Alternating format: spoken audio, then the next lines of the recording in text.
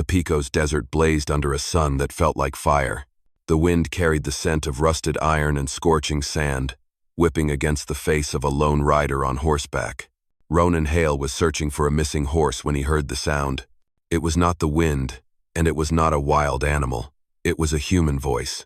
"Please, set me free. It hurts." The voice was hoarse, faint, as if buried beneath the sand. Ronan pulled the reins, turned his horse around, and followed the call. On a blood-stained dune, he saw a figure hanging from a dry tree branch, an Apache woman. She was tall, with muscular shoulders and arms, sun-darkened skin caked with dust, and long black hair matted with sweat. Rope dug deep into her wrists, and blood streamed down. Beneath her feet were the hoofprints of horses the hollow vultures had been here. Ronan stopped, his eyes turning cold. He climbed up, drew his knife, and cut her down. Her heavy body fell into his arms, burning with fever, heavy, and barely clinging to life. Her lips moved slightly. "Do not let them see me." Ronan did not answer. He lifted her onto his horse and rode across the red sands, leaving behind the hanging tree and a trail of dried blood. In the distance, dark clouds gathered in the western sky. A storm was coming. But inside Ronan, something even more violent was rising.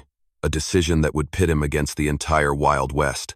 That night, the wind howled through the cracks in the door, sweeping into the small cabin roofed with pine wood and memories. Ronan laid the Apache girl down on the old bed, the same bed where his wife had once lain sick through her final winter. The oil lamp cast a warm yellow glow over her face. Sun, bronze skin, cracked lips, rope marks etched deep into her wrists, and bruises covering her shoulders and chest. He boiled water, cleaned her wounds, and wrapped them carefully with clean cloth. She stirred slightly, her breath uneven. Where am I?" Her voice was hoarse, like it had just returned from the edge of death. "At my home. Stay calm." "Why? Did you save me?" Ronan stayed silent, wringing out the wet cloth into the basin. He did not really know the answer, maybe because he just could not turn away from that voice begging for mercy. As steam rose from the boiling pot and slowly warmed the room, she spoke again, her voice trembling but firm. "My name is Nahi. The hollow vultures captured me. They were going to sell me to a saloon in Dry Bluff. I fought back. So they hung me up, hoping to bait some fool into rescuing me." Ronan looked up. Her eyes did not belong to someone weak. Beneath that sun-darkened skin was the body of a warrior. But in those deep black eyes, he saw fear, the same fear that had once eaten away at him after his wife's death. He handed her a cup of water. "Drink. No one can touch you here." She took it, her hand large, strong, but shaking. "You should not have helped me. They will come back." Ronan sat down in the chair, staring out into the black window. "If they do, I will be waiting. No one deserves to be strung up like an animal in the desert." The wind blew out the lamp. In the dimness, only the glow of red embers remained, along with two breaths, one from a man who had grown tired of living, and one from a woman who had just escaped death. Outside, thunder rolled across the sky. The desert was waking, and inside that lonely cabin, two souls, one old, one new, had just collided by chance. In a land where kindness always comes with a price in blood. At dawn the next day, the desert wind was still as sharp as a blade. Ronan stepped outside to lead his horse to water, then stopped in his tracks. His old horse, Rusty, his loyal companion for 7 years, lay motionless in a pool of dried blood. On the wooden door, a scorched mark stood out, the letter X burned in with hot iron, the symbol of the hollow vultures. Ronan clenched his fists. He understood the message they knew. It was a warning, a sentence. He quietly dragged Rusty's body into the barn, dug a grave, and buried him without a word. When he returned, Nahi was already standing on the porch, her black hair wild in the wind, her deep black eyes sharp with alertness. "They have come already?" "Not yet, but they will. You should let me go." Ronan shook his head. "If you leave, you will die. But if you stay, at least we have a chance to fight." Nahi looked at him and said nothing. In that moment, the wall she held around herself cracked open, revealing exhaustion, fear, and gratitude. She lowered her head, her voice barely more than a breeze. "I am used to seeing men run when they see us. You did not."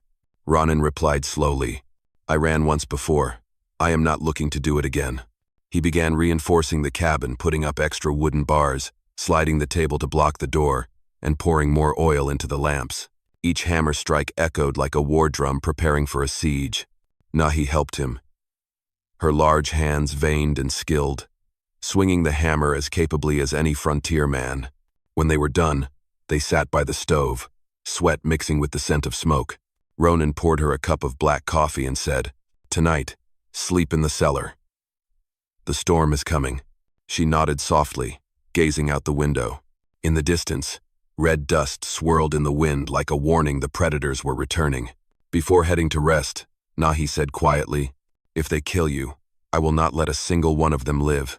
Ronan just smiled, a tired and sorrowful smile. Then it sounds like we have the same plan. Outside, the wind howled through the stone gaps, sweeping away the desert's old ashes. And in that small house, two strangers began to wait for the storm, for the enemy, and to see whether kindness could survive the night. That night, the sky split open with a lightning bolt long as a silver blade. The wind howled and moaned around the cabin, carrying the damp scent of the storm and thunder that sounded like hooves pounding against stone. Ronan sat at the table, cleaning his old Winchester. With every sip of coffee, he glanced toward the cellar where Nahi was resting, her hand still gripping the knife at her hip. Outside, the wooden door creaked. The hinges groaned like cracking bones.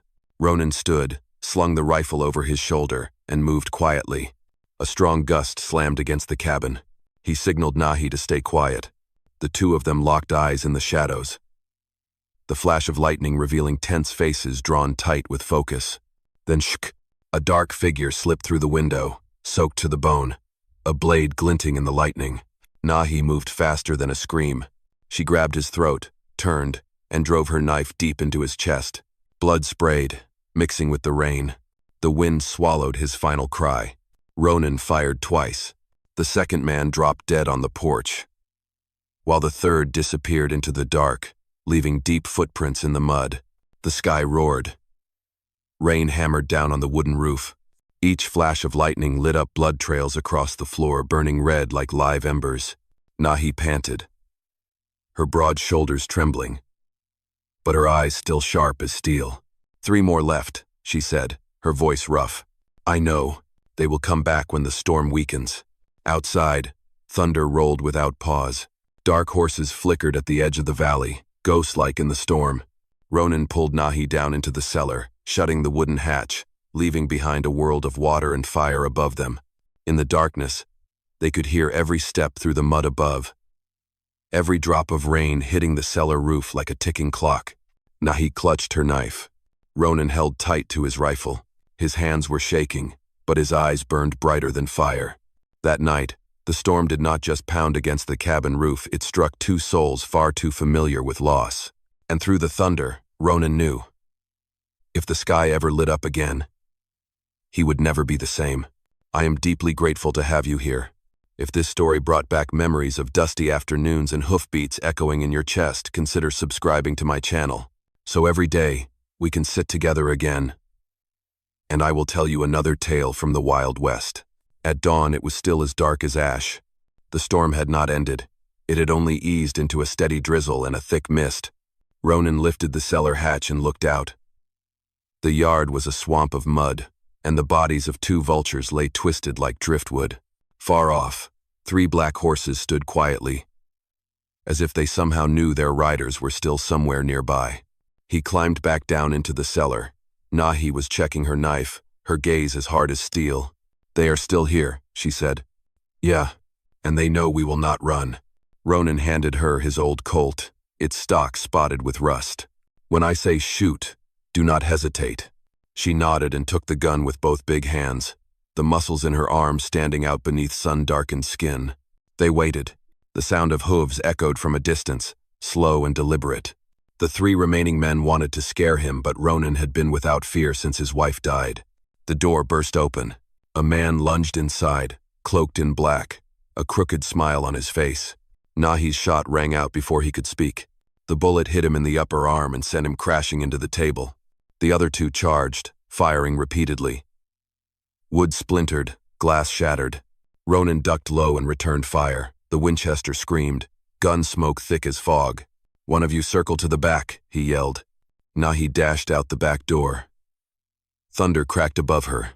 Rain stung her face, icy cold. The fourth man came at her from the barn. She spun, threw a punch that knocked him clean on his back, and he went out cold. Ronan fired the last shot. The bullet struck the remaining man who was trying to drag his gun out of the mud. The rain stopped. The land lay quiet in a damp haze of smoke and the smell of blood. Nahi stood in the yard, soaked through, muscles taut, breathing hard but eyes blazing. Ronan stepped outside, his coat torn, his face splattered with blood, his rifle empty. They looked at each other, no words needed. Only the drip of water from the cabin roof remained, joining the earth's long exhale. Ronan spoke softly, his voice hoarse. "It is over." Nahi closed her eyes and nodded once. As the sun rose above the jagged ridge, its pale golden light cut through the mist, revealing the chaos left behind by the night. Ronan's cabin was scorched, smoke still clinging to the rooftop. The mud was streaked with blood. The smell of gunpowder mingled with damp earth. In the middle of the yard, Nahi knelt, bare hands burying the bodies in shallow graves. Her strong, bare shoulders trembled slightly, not from fear, but from exhaustion. Ronan stood nearby, leaning against the porch post, his eyes sunken. He said nothing, only poured a cup of cold coffee and placed it beside her. "Apache are not afraid of death," she said softly, "but I am afraid I dragged you into this." "You did not drag me," Ronan replied, his voice as steady as stone. "I walked in on my own." Hoofbeats echoed in the distance. Desert dust curled up on the horizon. 2 cavalrymen in blue cloaks appeared. One of them wore a badge that caught the light. Marshal Quinn. He stopped at the edge of the fence, his eyes sweeping over the dead bodies before settling on Ronan. "Heard there was trouble out by the Picos. Someone wiped out a whole group of hollow vultures." Ronan did not answer. He only nodded toward the open grave. The marshal stepped closer, examined the bullet holes, then glanced at Nahi. "She Apache? She is someone who was saved," Ronan said. Quinn pulled a bundle of worn, rain-damp papers from his coat, wanted posters. Every name on that list was now lying in the dirt. "We chased these bastards for 2 years, he said quietly. "And in one night, you took them all down." Ronan looked at him, his gaze tired but calm. "I only saved a life. That is all." The marshal stood silent for a long moment, then nodded. "That is enough." He removed his badge and set it down on the wooden table. "This is your proof. If anyone asks, say you are working with us. It will keep them from poking around." Ronan looked at the badge, but did not touch it. "Justice comes slow in these parts, Marshal." Quinn gave a faint smile. "It does, and sometimes it comes wearing the face of someone who stopped believing in it." As they rode off, the dust blurred the horizon. Ronan turned and saw Nahi standing by Rusty's grave. She placed a white daisy on it, one she had picked by the stream. The midday light fell on her sun-bronzed face, both fierce and strangely sorrowful. Ronan lit a cigarette and said quietly, "They will not be coming back anymore." Nahi looked at him, her eyes softening. "Then we are still alive, at least for today." After the storm and the bloodshed, Picos returned to its silence. The wind still blew, but it no longer carried the scent of rusted iron. Only the fresh smell of new grass growing around the horse stable remained. Ronan woke early every morning, lit the stove, made coffee, and stepped outside with his shovel. Across the porch, Nahi was already awake. She carried buckets of water from the well, cold droplets running down her strong shoulders, catching the golden light of dawn. They spoke little, they just worked. But in every movement, in every glance, there was a strange quiet, as if both were afraid to stir the loneliness still lingering inside each other. Ronan rebuilt the fences. She helped him saw the wood. With every swing of the hammer, every line of sweat down Nahi's arms, he remembered his late wife but also realized something else. Life had never truly left him. She was strong, quick, and when she laughed, her voice was warm and soft, like the wind in May. One afternoon, they went to catch a runaway colt in the sandy stretch behind the hill. Nahi ran ahead, her black hair flying in the sunday. When the horse was cornered, she reached out, leaped, and brought the rope down in one powerful move. From a distance, Ronan watched the silhouette of the Apache woman under the sunset, like a bronze statue standing tall in the desert. He felt his heart beat again, that feeling he thought had been buried long ago. Night fell. The cabin glowed with light once more. Nahi cooked corn cakes while Ronan sat mending a shirt. She looked at him and smiled gently. "Do white men always eat this little?" "I forgot how to live," he replied. "Then learn again." Her voice was half teasing, half true, but it warmed the room more than the fire. Those weeks passed slowly. Mornings brought birdsong. Evenings brought kitchen smoke. Ronan taught her the letters carved into wood. She taught him an old Apache song, deep and drawn out, like the wind echoing through a canyon. And one morning, when Ronan opened the door, he saw her tending to the wildflowers growing beside Rusty's grave. She said only one thing: "This place needs life." He did not answer. He simply stood there in silence, then gave a slow nod. For the first time in many years, he no longer felt like he was living in ashes but in new soil, where someone could begin to plant hope again. The following spring came earlier than usual. Grass grew green around the well, and herds of young colts ran freely in the early light. The Pico's ranch, once home to nothing but wind and ashes, now echoed with laughter, the sound of hammers and kitchen smoke rising straight into the sky. Ronan leaned on his shovel, gazing at the freshly tilled soil. He was older now, his shoulders a bit hunched, but his eyes shone with something new, the light of a man who had a reason to wake up every morning. Nahi walked over, her rough-spun dress hugging her tall frame, her belly now showing a gentle curve. She placed a hand on his shoulder, a faint smile drifting in the breeze. "The baby will be born when the corn is ripe." Ronan gave a tired but gentle smile. "Then it will grow up with the golden season." Inside the house, on the wooden table, a marriage license lay ready. The signatures were shaky, but their names sat side by side. Marshall Quinn had certified it himself, with a raspy chuckle. "You two just became the first to co-own a ranch around here, white man and Apache together." Ronan only nodded. Nahi, looking out the door toward the golden fields, spoke in a voice like song. "Now this land belongs to no one, and to everyone." In the days that followed, they lived like two seasons passing through each other. In the mornings, Nahi led the horses into the field, her strong arms working just as they did before she was with child. In the afternoons, Ronan sat by the well, mending boards, listening as she sang old Apache songs deep and drifting like wind through the canyons. At night, they lit fires and told stories of those who had passed, spirits called by the names of the wind. One day, Nahi brought out a small wooden sign, carved with a message: "Water for the thirsty, home for the lost. No color, no war." Ronan touched the letters, his voice thick with emotion. "Now I understand. I did not save you. You saved me." She smiled, placing his hand gently on her belly. "No, Ronan. We saved each other." That evening, as the sun dipped behind the hill and the light turned honey gold, they stood side by side on the porch. The wind carried the scent of fresh corn and warm smoke, the scent of a real home. Ronan spoke, his voice fading into the breeze. "I can hear our home now, Nahi." She leaned on his shoulder, closed her eyes, and smiled. And in the place where death had once visited, now only life remained simple, steady, and as beautiful as the final promise of the wild. My friends, in a land once known only for hatred and blood, the kindness of one man did what no bullet ever could. It brought a wilderness back to life. Ronan saved a girl, only to be saved in return by the faith she carried with her. Nahi, once a victim, now a mother, planted seeds of life into the desert. They did not win anything, did not conquer anyone. They simply chose to love in a place where no one believed in it anymore. And sometimes, that kind of compassion is the strongest thing left in the West. It has been a blessing to walk this journey with you. I truly hope you find joy and peace, no matter where life takes you. I love you, my beloved audience of Wild West storytelling. Let me know what you felt about this story. Leave a comment below. Type the number 1 if you enjoyed this tale. And do not forget to subscribe to the channel to catch the next gripping story from the Wild West.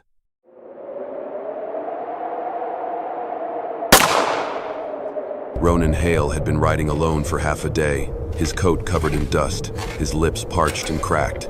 He was looking for a missing horse when a scream tore through the silence. "I cannot take it. Just do it," Deeper. Ronan froze. It was not a cry of pleasure. It was not a song. It was pain, the kind so raw it sounded like the soul trying to break free from the body. He spurred his horse forward. Hoofbeats pounded the earth in urgent rhythm. And then he saw her in the middle of the scorching sand, an Apache woman tied to a wooden post. Her skin was burnt dark by the sun, her lips torn and bleeding. Her breath shallow as if it might stop any second. Whip marks crisscrossed her back. The blood dried into dark brown streaks. Ronan leapt off his horse and cut the ropes. She lifted her head. Her deep black eyes looked at him, not pleading, but holding on to the last shred of dignity. "Do not be afraid," he said softly, his voice rough from thirst. "I will get you out of here." She mumbled something in Apache, then collapsed in his arms. Her body was heavy like stone, but Ronan lifted her, placed her on the saddle, wrapped her in a blanket, and rode off into the wind, hot like fire. In the distance, a vulture circled overhead. The sand bore a long streak of blood, like the desert itself had been wounded. Ronan did not know her name, but he knew one thing for certain. This woman did not deserve to die in a place like this.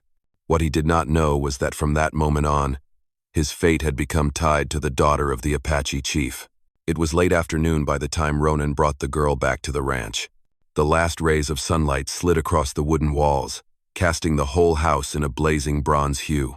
He laid her down on the bed and poured water gently into her cracked, dry lips. Her breathing was weak, but gradually steady. As he cleaned the wounds on her shoulder, Ronan noticed something unusual glinting in the leather pouch at her side, a small piece of glass, slightly curved like a broken lens. He held it up to the oil lamp. Reflected inside was a warped image of himself. This was no broken bottle. It was a fragment of a camera lens. Ronan froze. In this land, only a handful of men carried cameras, journalists, or the kind of sick bastards who like to capture other people's suffering. He set the shard down on the table.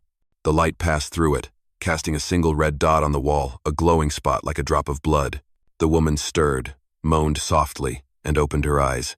Deep black pupils, like bottomless pits. Her voice was raspy but clear. "My name is Naola." Ronan sat down beside the bed. "Who tied you up?" She turned her face away, staring into the flickering fire in the stove. "He was a white man. Carried glass that caught the Sunday. He wanted to photograph my body.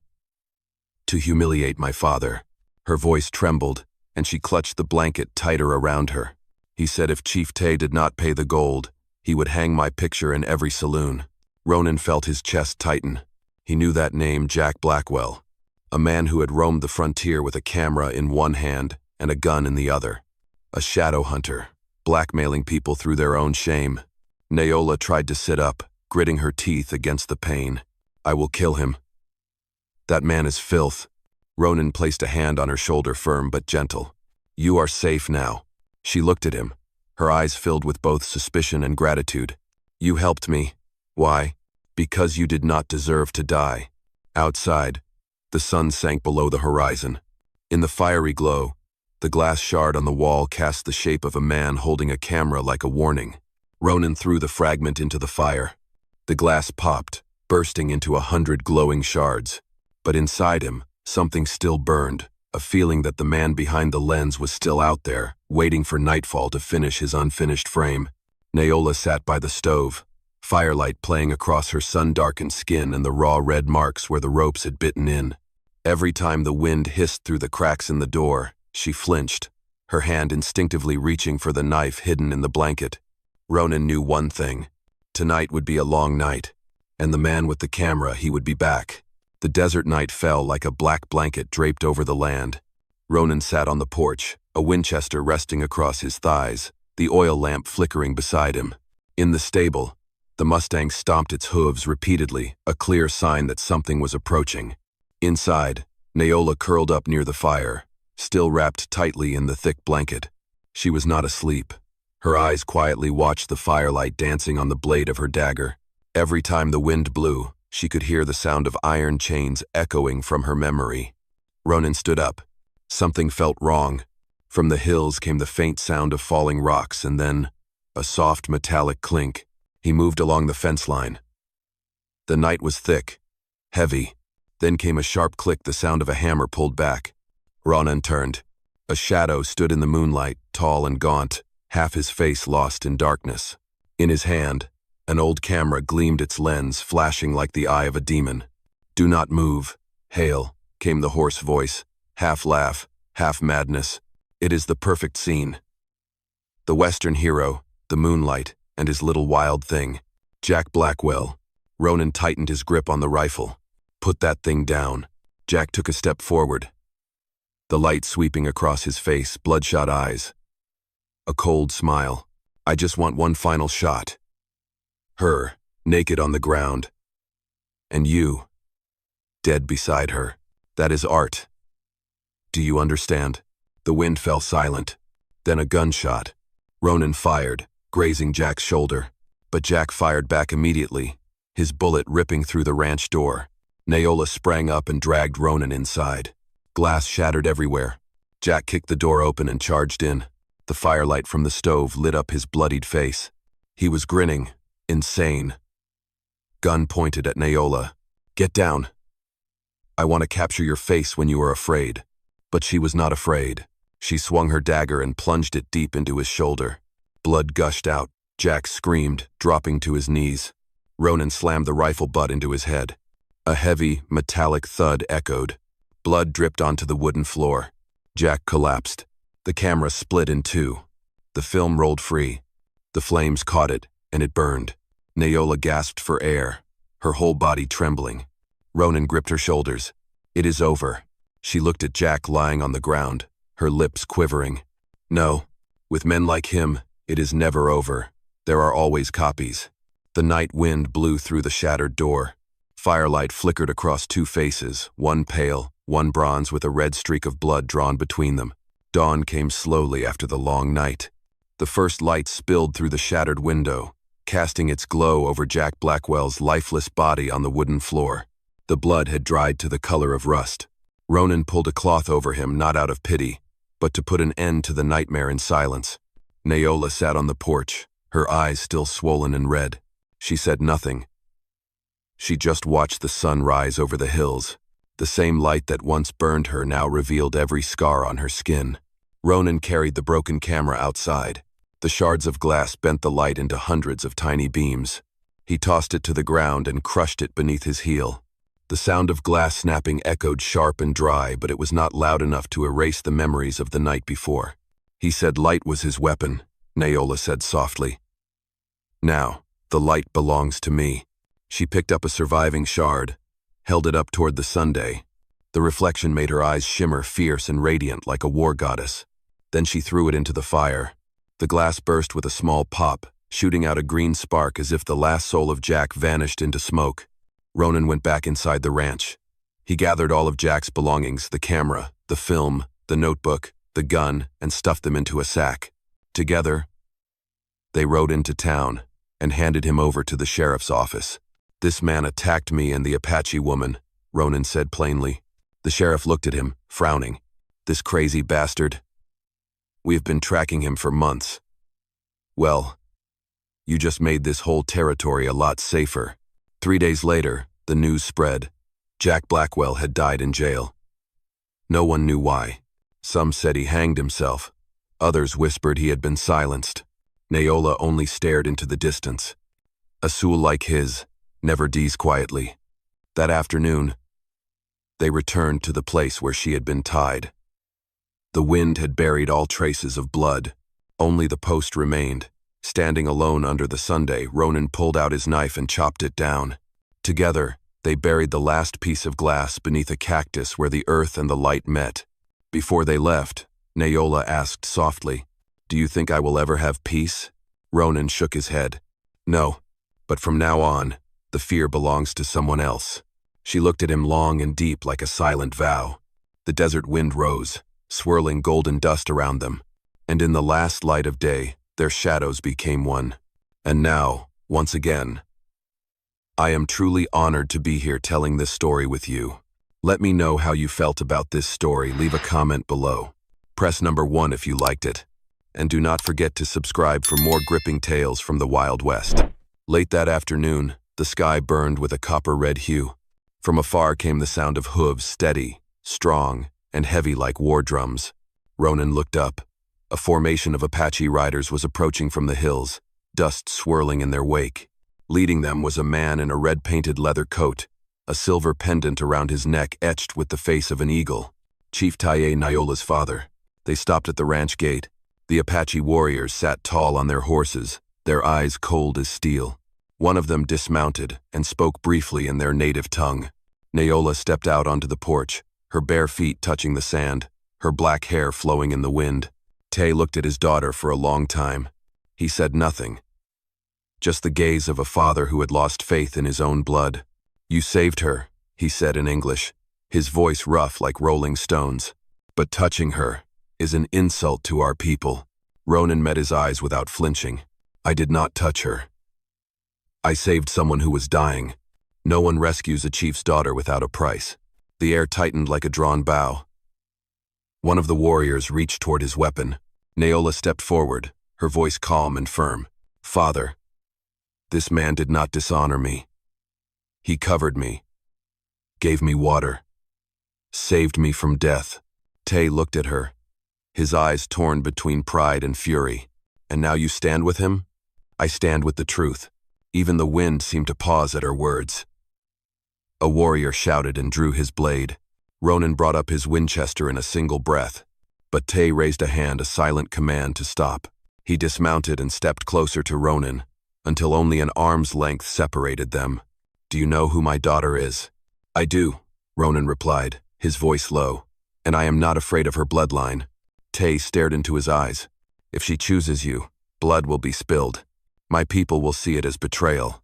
"Then let them call it betrayal," Ronan said. "I did not choose a tribe. I chose the one I saw dying in the desert." Tai said nothing. His old eyes were deep as a well. Then he turned away and climbed back onto his horse. "If my daughter stays, I will not pursue her," he said. "Quieter now. But if she belongs to you, I will be the first to shoot."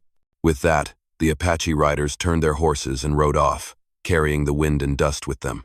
Nyola stood watching her father disappear beyond the horizon, sunlight glinting in her wet eyes.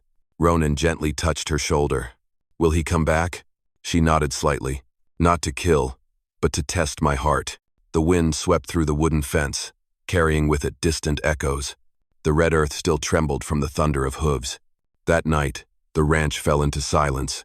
But in their hearts, the real war had only just begun. In the days that followed, the ranch sank into a silence stretched tight like a drawn bow. Nyola stayed, no longer the girl bound in the desert, but a woman reborn from the ashes. In the mornings, she worked the fields with Ronan. He taught her how to strap a saddle, how to tame a horse with voice instead of whip. She taught him how to read the wind for signs of a storm, and how to track a wolf's footprint in the sand. They spoke little, but every gesture carried the weight of trust. One afternoon, Ronan lined up a few tin cans on the fence. He handed her his Colt. "You said your father taught you to fight with spears and bare hands. Today, try my weapon." Nyola took the gun. Her grip was firm, but her hand trembled slightly. The first shot missed by a long way. He did not laugh, just nodded. "Headwind, try again." She narrowed her eyes, took a deep breath, and squeezed the trigger. Bang! The can flew off the fence, spinning through the golden dusk. She turned to him, eyes caught between surprise and pride. "I learn fast, do I not?" "Too fast. Just do not point it at me." She laughed, a rough, strange sound, but real and beautiful. That night, they sat by the fire. Ronan mended a saddle, and Nyola stitched a torn leather pouch. "In our tribe," she said softly, "when a man saves a woman's life, they call it a blood debt. But I do not want to repay with blood." Ronan looked up. "How do you want to repay it?" "By living." The fire threw their shadows across the wall. In that flickering light, Nyola looked like a living bronze statue, sun-darkened face, strong shoulders, eyes burning bright. A wild, free beauty that made Ronan turn away, to hide what stirred inside his chest. She stood and stepped onto the porch. The desert breeze carried the scent of dry grass and damp earth. "It is peaceful here," she said. "But peace does not last long on this land." "I know," Ronan replied. "That is why we rebuild everything, one board, one piece of trust at a time." Together, they raised a new fence, repaired the stable, and replanted the dry seeds. Each evening, as the sun faded, golden light settled on her skin, and he could not tell if she was real or a dream made of fire and wind. Once, he saw her standing alone in the field, her hand resting on the spot where the ropes had once cut deep. She closed her eyes and whispered, "Where there were chains, now there is breath." He walked up beside her, said nothing, and took her hand. The two of them stood there in the blazing red dusk, two souls from different worlds, sharing one land, where trust was beginning to grow again. Like fresh grass after rain, the southern sky had started to change. Dark clouds drifted in from the distant mountains, signaling the first rains after months of burning drought. Ronan stood on the porch, shirt soaked with sweat and dust, watching bolts of lightning slash across the sky. Out in the open field, Naola was still leading a horse, undeterred by the wind and sand stinging her skin. He shouted, "Get inside, there is lightning." She turned, hair whipping in the wind, the stormlight flashing across her sun-bronzed face. "I have ridden through snowstorms. Thunder does not scare me. But I am afraid of losing you." The words burst out, sudden and powerful like thunder itself. Naola froze, then smiled. A rare smile, soft as the rain touching the sand. The downpour came all at once. Heavy drops slammed onto the tin roof, washing the red dust from the earth. Ronan stepped off the porch and ran toward her.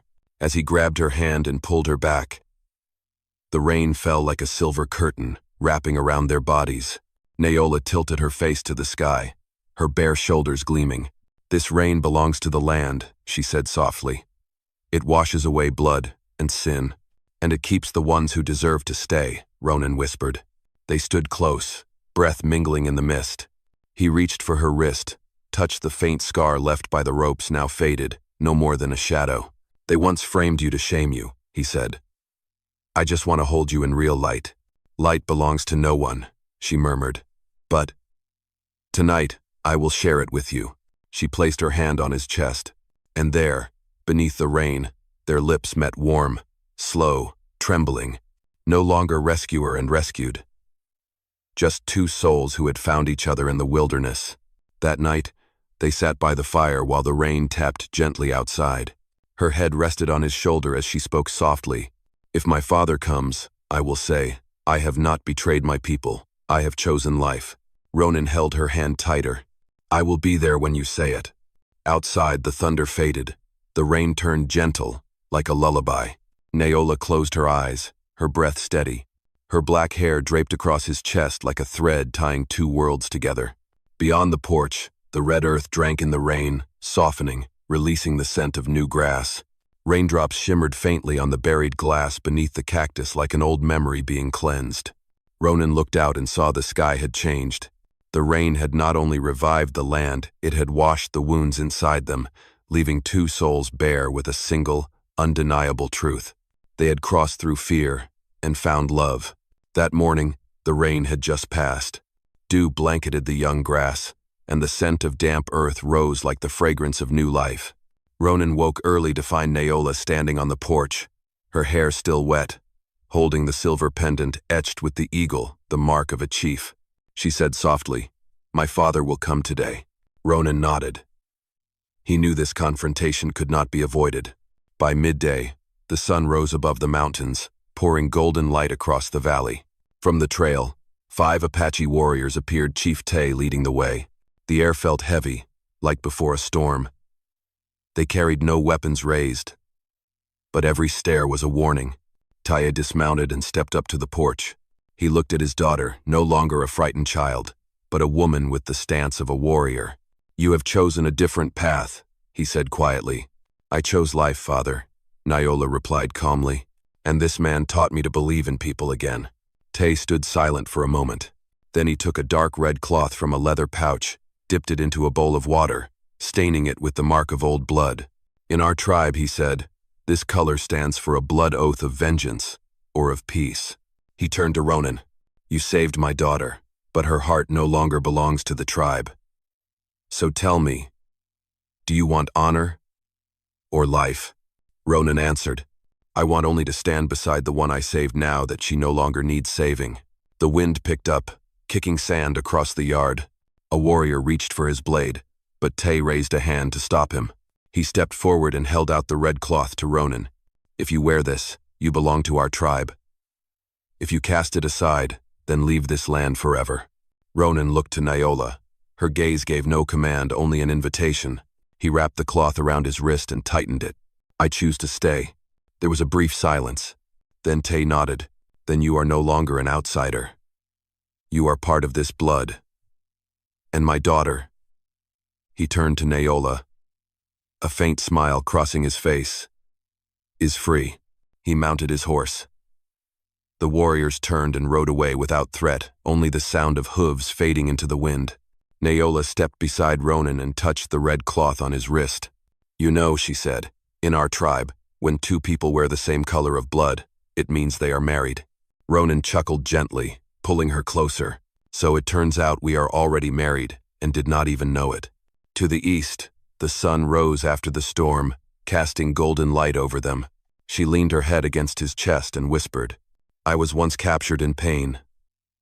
Now, I want to be seen in the light of freedom." Ronan held her close. "Freedom is the only thing I have to give." They stood in the dawn, as the dry sand began to soften, and the red earth glowed. From wounds and shadows, they had built something new. "My friend, courage is not the absence of fear.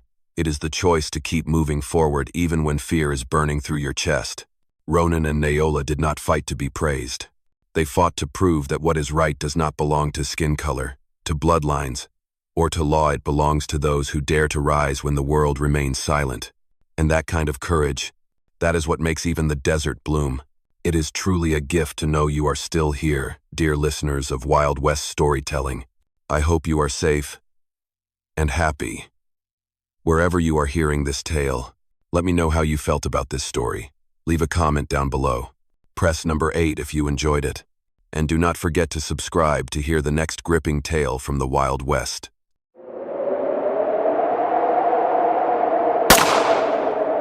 The evening wind carried the scent of wood smoke and burnt grass, drifting across the barren field where Elias Boone was hammering the last nail into a fence post. Each strike of the hammer echoed like time itself, tapping on the heart of a lonely man. It had been 6 years since Naola, the Apache woman he loved, vanished somewhere between the border and a storm of gunfire. When he looked up, the sunset burned red across the horizon. And at the ranch gate, 2 small figures stood still, cloaked in the dust of a long road. 2 Apache girls, hair tangled in black, eyes deep like midnight ashes. They were not afraid. They just stared at him, quietly and steadily. "Father," the older one whispered. The hammer slipped from Elias's hand and bounced on the dry earth. He stepped forward slowly, wondering if he was dreaming. One of the girls held out a silver bracelet, carved with a symbol of smoke, the mark he and Naola once shared alone. "Do you not recognize us?" Her small voice trembled. Mother said, "You live in this town and ride like thunder." Elias stood frozen. The girls looked to be about 6 years old, the same amount of time since Naola had disappeared. The wind swept across the plains, carrying golden dust that brushed his face. Something old within him, something he thought had long died, suddenly stirred back to life. That night, when Elias opened the cabin door, the 2 children stepped inside. The flickering light from the oil lamp danced across their dust-smudged faces. After years of nothing but wind, the house once again echoed with the breath of human life. That night, the wind slipped through the cracks of the cabin door, like a whisper from the wild. Elias lit the stove, and the fire cast a soft orange glow across the faded wooden walls. The 2 little girls huddled together under a blanket, their round black eyes reflecting the flames like lost stars. He placed 2 cups of warm milk in front of them. "What are your names?" he asked, his voice rough from years of talking only to horses and the wind. "Lyra and Sani," the older one replied. "Mother said you would ask that." Elias smiled gently. His first real smile in years, but then silence stretched between them again, thick and heavy. He looked at their small faces, the same sun-browned skin, the deep-set eyes, the careful movements of children who had lived with fear for too long. Outside, the distant howl of wolves echoed from the mountains. "Where did you come from?" he asked. The younger girl looked up, clutching the silver bracelet tightly. "Mother is sick. The tribe would not let anyone leave. But she said, "If the man who rides like thunder is still alive, find him. He will bring her home." Elias felt his heart tighten. She was alive. Neola, the fire he thought had long turned to ash, was still out there, fighting through sickness and surrounded by hate. He looked around the cabin. Everything here was old and silent, like the part of his life he had tried to bury. On the mantel above the stove, the charred old picture frame still stood, a faded photograph of him and Neola with a band of wild horses. He reached out and touched the corner of the photo, as if afraid it might vanish. "Tomorrow," he whispered, "we ride." The girls glanced at each other, then moved in closer. Elias wrapped a thicker blanket around their shoulders, and in that moment, he realized something. The warmth of other people had never truly left. He had just forgotten how to feel it. That night, Elias did not sleep. He sat out on the porch, watching the sky. The full moon hung over the dry plains, casting silver light across the broken fence. The wind carried the sound of horses breathing, the whistle of the plains, and something else like the breath of Neola, calling to him from somewhere far away. The fire in the stove still burned. In its glow, the two girls slept soundly, curled up like two small pieces of a miracle. The wild had given back to a man who believed he had nothing left to lose. Elias knew, by morning, he would ride toward the darkness of the past, because if Neola was still alive, he would bring her home, even if it meant crossing through a land made of hatred. Dawn broke over the Bighorn Mountains, casting gold across the dew-soaked prairie. Elias tightened the saddle straps, tied on a water pouch and a few pieces of dry cornbread. Behind him, Lyra and Sani sat bundled in a thick blanket, their wide eyes fixed on the horizon. Before leaving, Elias paused at the horse stall, placing his hand on the old wooden door. "I will bring you home, Neola," he whispered. They set out. The dirt road stretched endlessly ahead, wind whipping their faces, carrying the scent of dust and sunlight. The first few miles passed in silence, only the rhythmic sound of hooves striking the dry earth. Elias scanned the land. This was once where he and Neola used to ride together. Here, the wind had lifted her hair like strands of ember under the Sunday. Here, she had laughed and called him the man who smells like campfire smoke. Now, all that remained was emptiness and ash. With each hill they crossed, it felt like time settled over his memories like a layer of dust. Sometimes, he would stop to let the girls rest, quietly watching the brittle yucca plants or the faded hoofprints in the dirt. They asked, "Are you afraid, Father?" He answered softly, "Fear is what reminds us we are still alive." By noon, the sun blazed like fire. At the edge of a dry creek bed, Elias let the horse drink, while he washed his face and stared at his reflection in the murky water. The scar on his cheek, healed from old border skirmishes, was still there, a reminder of the day Neola vanished in the smoke and screams. He had once thought dying in that battle might have been easier than living with the weight of all those memories. By late afternoon, they reached the Red Rock Country Apache territory. Totem poles stood along the path like rows of eyes, watching every step the stranger took. The girls said nothing. They knew they were close to their mother's home. Elias felt the wind shift cooler now, tinged with the scent of burnt wood and pipe smoke, signs of the village. As the sun dropped behind the hills, silhouettes of horses appeared on the ridge. Apache warriors, silent as stone. They were not many, but the glint of spears and rifles caught the fading light. Elias pulled the horse to a stop. The two girls gripped his hands tightly. "Do not be afraid," he said softly. "We are here to bring your mother home." Hoofbeats echoed, closing in from all directions. One warrior stepped forward, his face painted with streaks of red, holding a spear out toward Elias.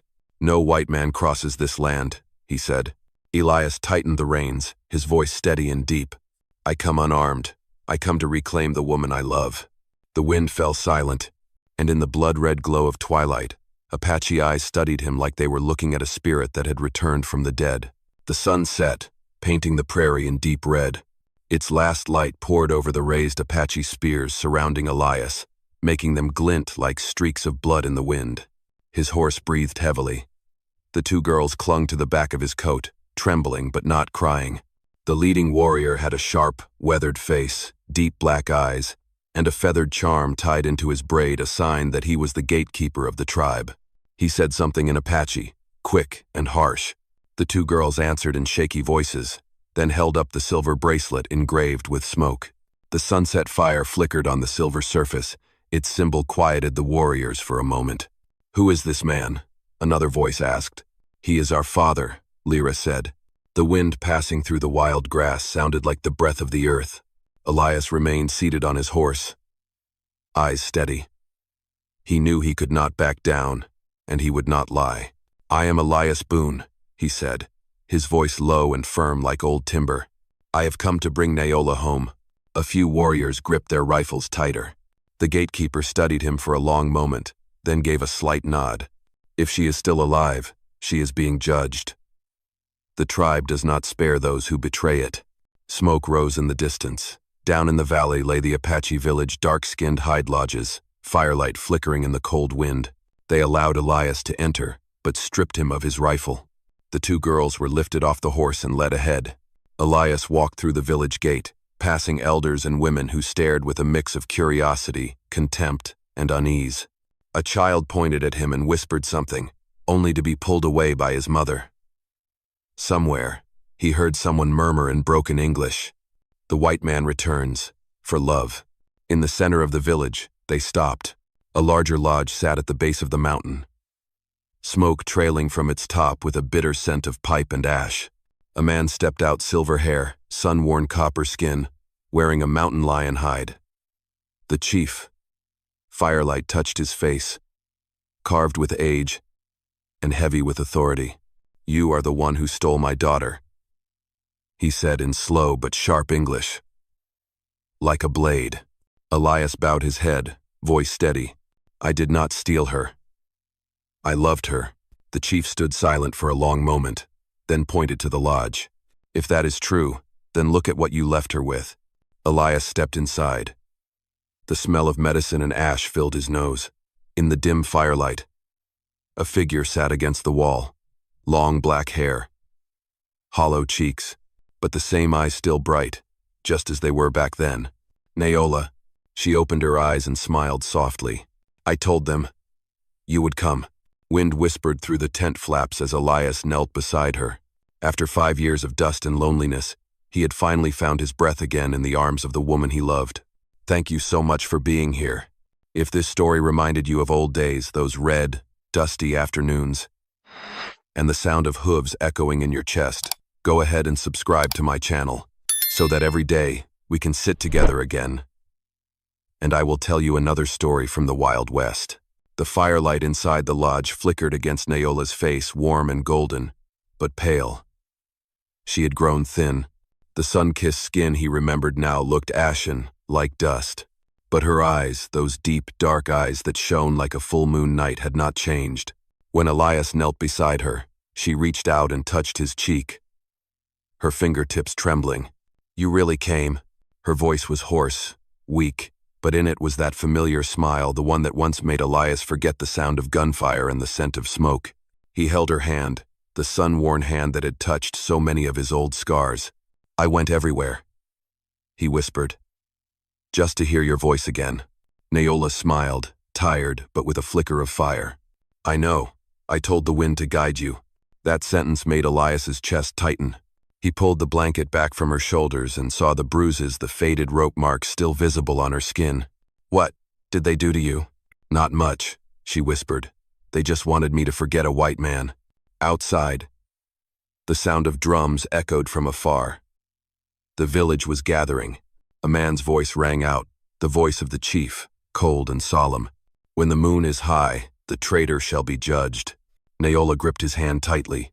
"Do not interfere. If you defy them, they will kill you." "Then I would rather die with you," Elias replied, eyes burning with fire, "than stand by while they kill you." She shook her head gently and placed her hand on his chest. "No, Elias.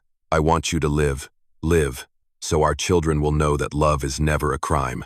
The girls were brought into the lodge. Lyra and Sani ran to their mother, clutching her, sobbing. The sound of their cries made the guard turn away. A few women in the village lowered their heads, silently wiping their eyes. When the moon rose, the chief stood outside the lodge. He looked at Elias, then at Neola. "She will be judged. You, white man, are not to leave this village. If you do, blood will spill." Elias stood tall. His eyes did not waver. "If judgment is what you need, then let me hear it. Because she betrayed no one. She only loved, and for that, I am guilty too." The chief said nothing. Moonlight caught the white paint across his forehead. "You dare speak that way in front of my tribe?" "I do," Elias replied, his voice low as thunder, "because I am no longer afraid to die. I am only afraid I will not make it in time to bring her home." The drums stopped. The wind fell still. The entire village fell into silence. Only the soft crackle of the fire remained. Naola looked at him, her eyes filled with a light that was both pain and pride, the kind of light only found in a woman who knew she had been loved the right way, even if it cost her everything. Outside the lodge, the entire Apache village had gathered around the great fire. The drums beat slowly, steadily, like the heartbeat of the earth. Moonlight poured down, making every face appear cold and sacred, like the stone of the mountains. At the center, the chief stood tall, an eagle-carved staff in his hand. Beside him, Naola knelt, her head bowed low. Elias stood a few steps away, guarded by 2 warriors, but his eyes never left her, not for a second. "This woman," the chief began, his voice deep as wind rising from a canyon, "has broken the laws of our ancestors. She loved a man from beyond our borders, a man of different blood. By the old ways. That is betrayal." The drum stopped. The air felt thick, like ash. Elias stepped forward half a pace, his voice cutting through the silence. "If love is betrayal, then the love of your ancestors would never have survived. No bloodline endures without love."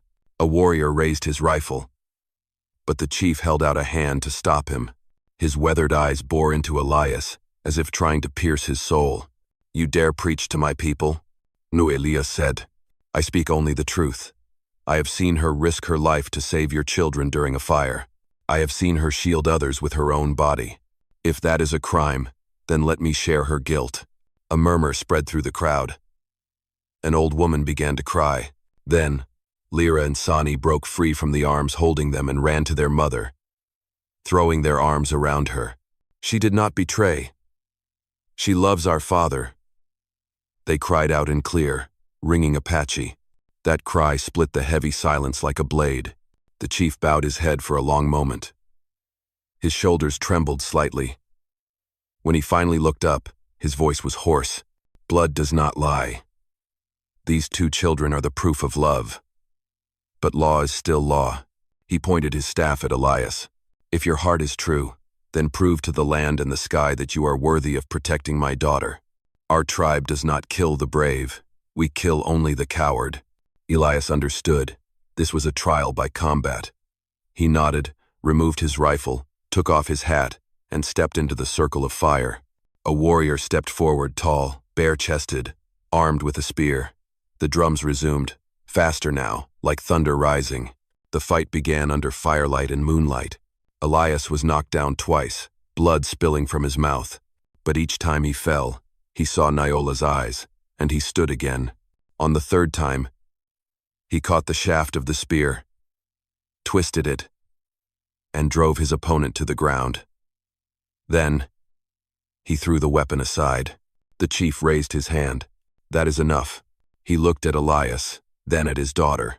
"You are not a coward." The crowd bowed their heads. Naola burst into tears, rushing into his arms. Her long black hair fell across his shoulders, trembling like leaves in the wind. For the first time in many years, Elias felt truly alive, not just because of love, but because he had reclaimed his honor, in the very place that once saw him as an enemy. As the moon slipped behind the mountains, the drums faded into silence, leaving only the wind howling across the prairie. The chief stepped forward, the firelight flickering across his weathered face. "She is spared," he said, his voice heavy as a rolling stone. "But you and she have no place here. Take her, and leave before the sun rises." Elias bowed his head. "Thank you, sir." Naola knelt before her father, tears trailing down her sun-browned cheeks. "I did not betray my blood, father. I only followed my heart." The chief placed a trembling hand on his daughter's head, as though touching something sacred. "Your heart is stronger than the law. Live true to that. But do not forget me. They left the village in the dead of night. A fall storm was rolling in from the north, dark clouds swirling, thunder rumbling like the earth's own war drums.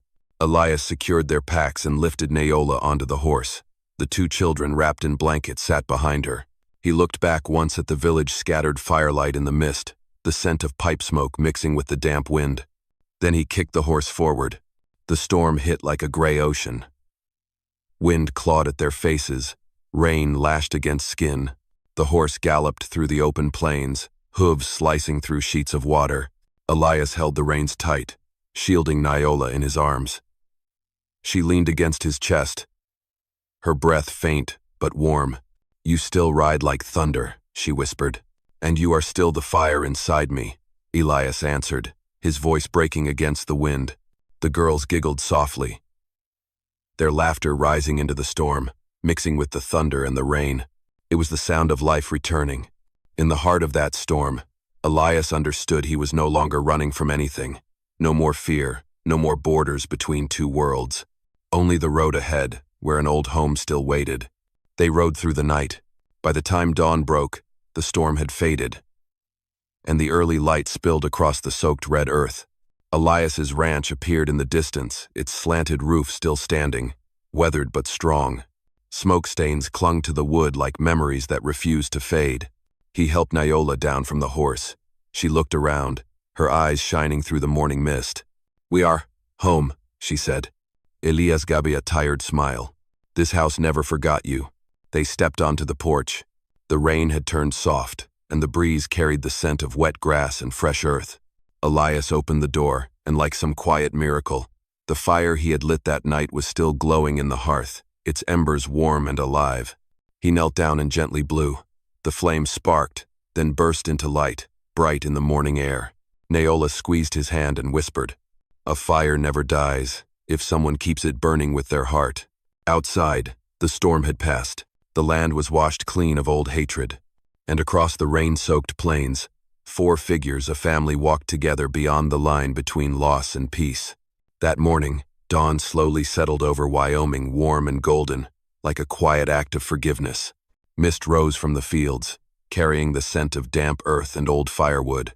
On the creaky wooden porch, Elias Boone sat in silence, a cold cup of coffee in his hand, watching the first rays of sunlight slip through the clouds. After the storm, everything was strangely still, only the distant whinny of a horse and the thin column of chimney smoke rising like a sign of life reborn. Naola stepped outside, her black hair still damp, wrapped in a hand-woven tribal blanket. Her steps were quiet, but in the morning light, she carried a strength that seemed to still the whole world. Around her neck, the silver bracelet engraved with smoke still shimmered, a symbol of them, of 2 worlds that once seemed impossible to unite. Lyra and Sonny ran through the yard, laughing as they chased the old dog. Their laughter blended with the wind, becoming a melody Elias never thought he would hear again. He turned to Naola, a slow smile forming, his deep eyes glinting with the kind of light only those who have known loss can truly understand. "The fire in the hearth is still burning," he said. She nodded gently. "Because your hands kept it alive," she replied. All that day, they worked side by side. Elias repaired the barn roof, blown loose by the wind, while Naola cleared the back garden and sowed barley seeds into the misty ground. The children helped, their tiny hands muddy, softly singing an old Apache song, a song about return, and about a land that forgives those who know how to love and live.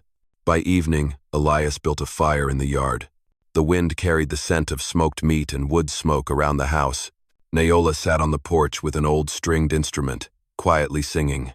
Her voice was hoarse, but warm, weaving through the wind and pouring peace into Elias's soul. "I remember," she said softly, "how we once dreamed of a home. Not big, just land, fire, and the 2 of us." Elias smiled gently. "Now we have all of that. And 2 more reasons to live." He looked over at the girls, fast asleep beside the fire. As the sun set, its golden light spilled over the porch, wrapping them in a soft, glowing halo. Elias placed an arm around Naola, feeling her warmth mix with the scent of soil and smoke. "I used to believe," he said quietly, "that some things are lost forever. But maybe, Sometimes God just hides them, so we learn how to find them again. Nayola tilted her head, smiling. And love is the path that leads us back. The evening wind blew, making the oil lamps sway. And across the land drenched in sunset, 4 small figures stood against the wide western sky. No more hatred, no more division, just a home, 4 hearts, and a fire that never gave in to the wind. Love through all the seasons of wind and dust is the undying flame of humankind. It transcends laws, race, and walls built from fear. Love does not need vows. It only needs someone brave enough to keep it alive through the storms. Like Elias and Nayola, they did not win with guns, but with hearts strong enough to believe this truth. Every wound, when loved with honesty, will someday become light. I am grateful to have shared this journey with you. Wherever you are listening from, I wish you peace and happiness. I love you, my cherished listeners of Wild West storytelling. Let me know what you felt while listening to this story. Leave a comment below. Type the number 8 if you loved it. And do not forget to subscribe for more powerful tales from the wild frontier.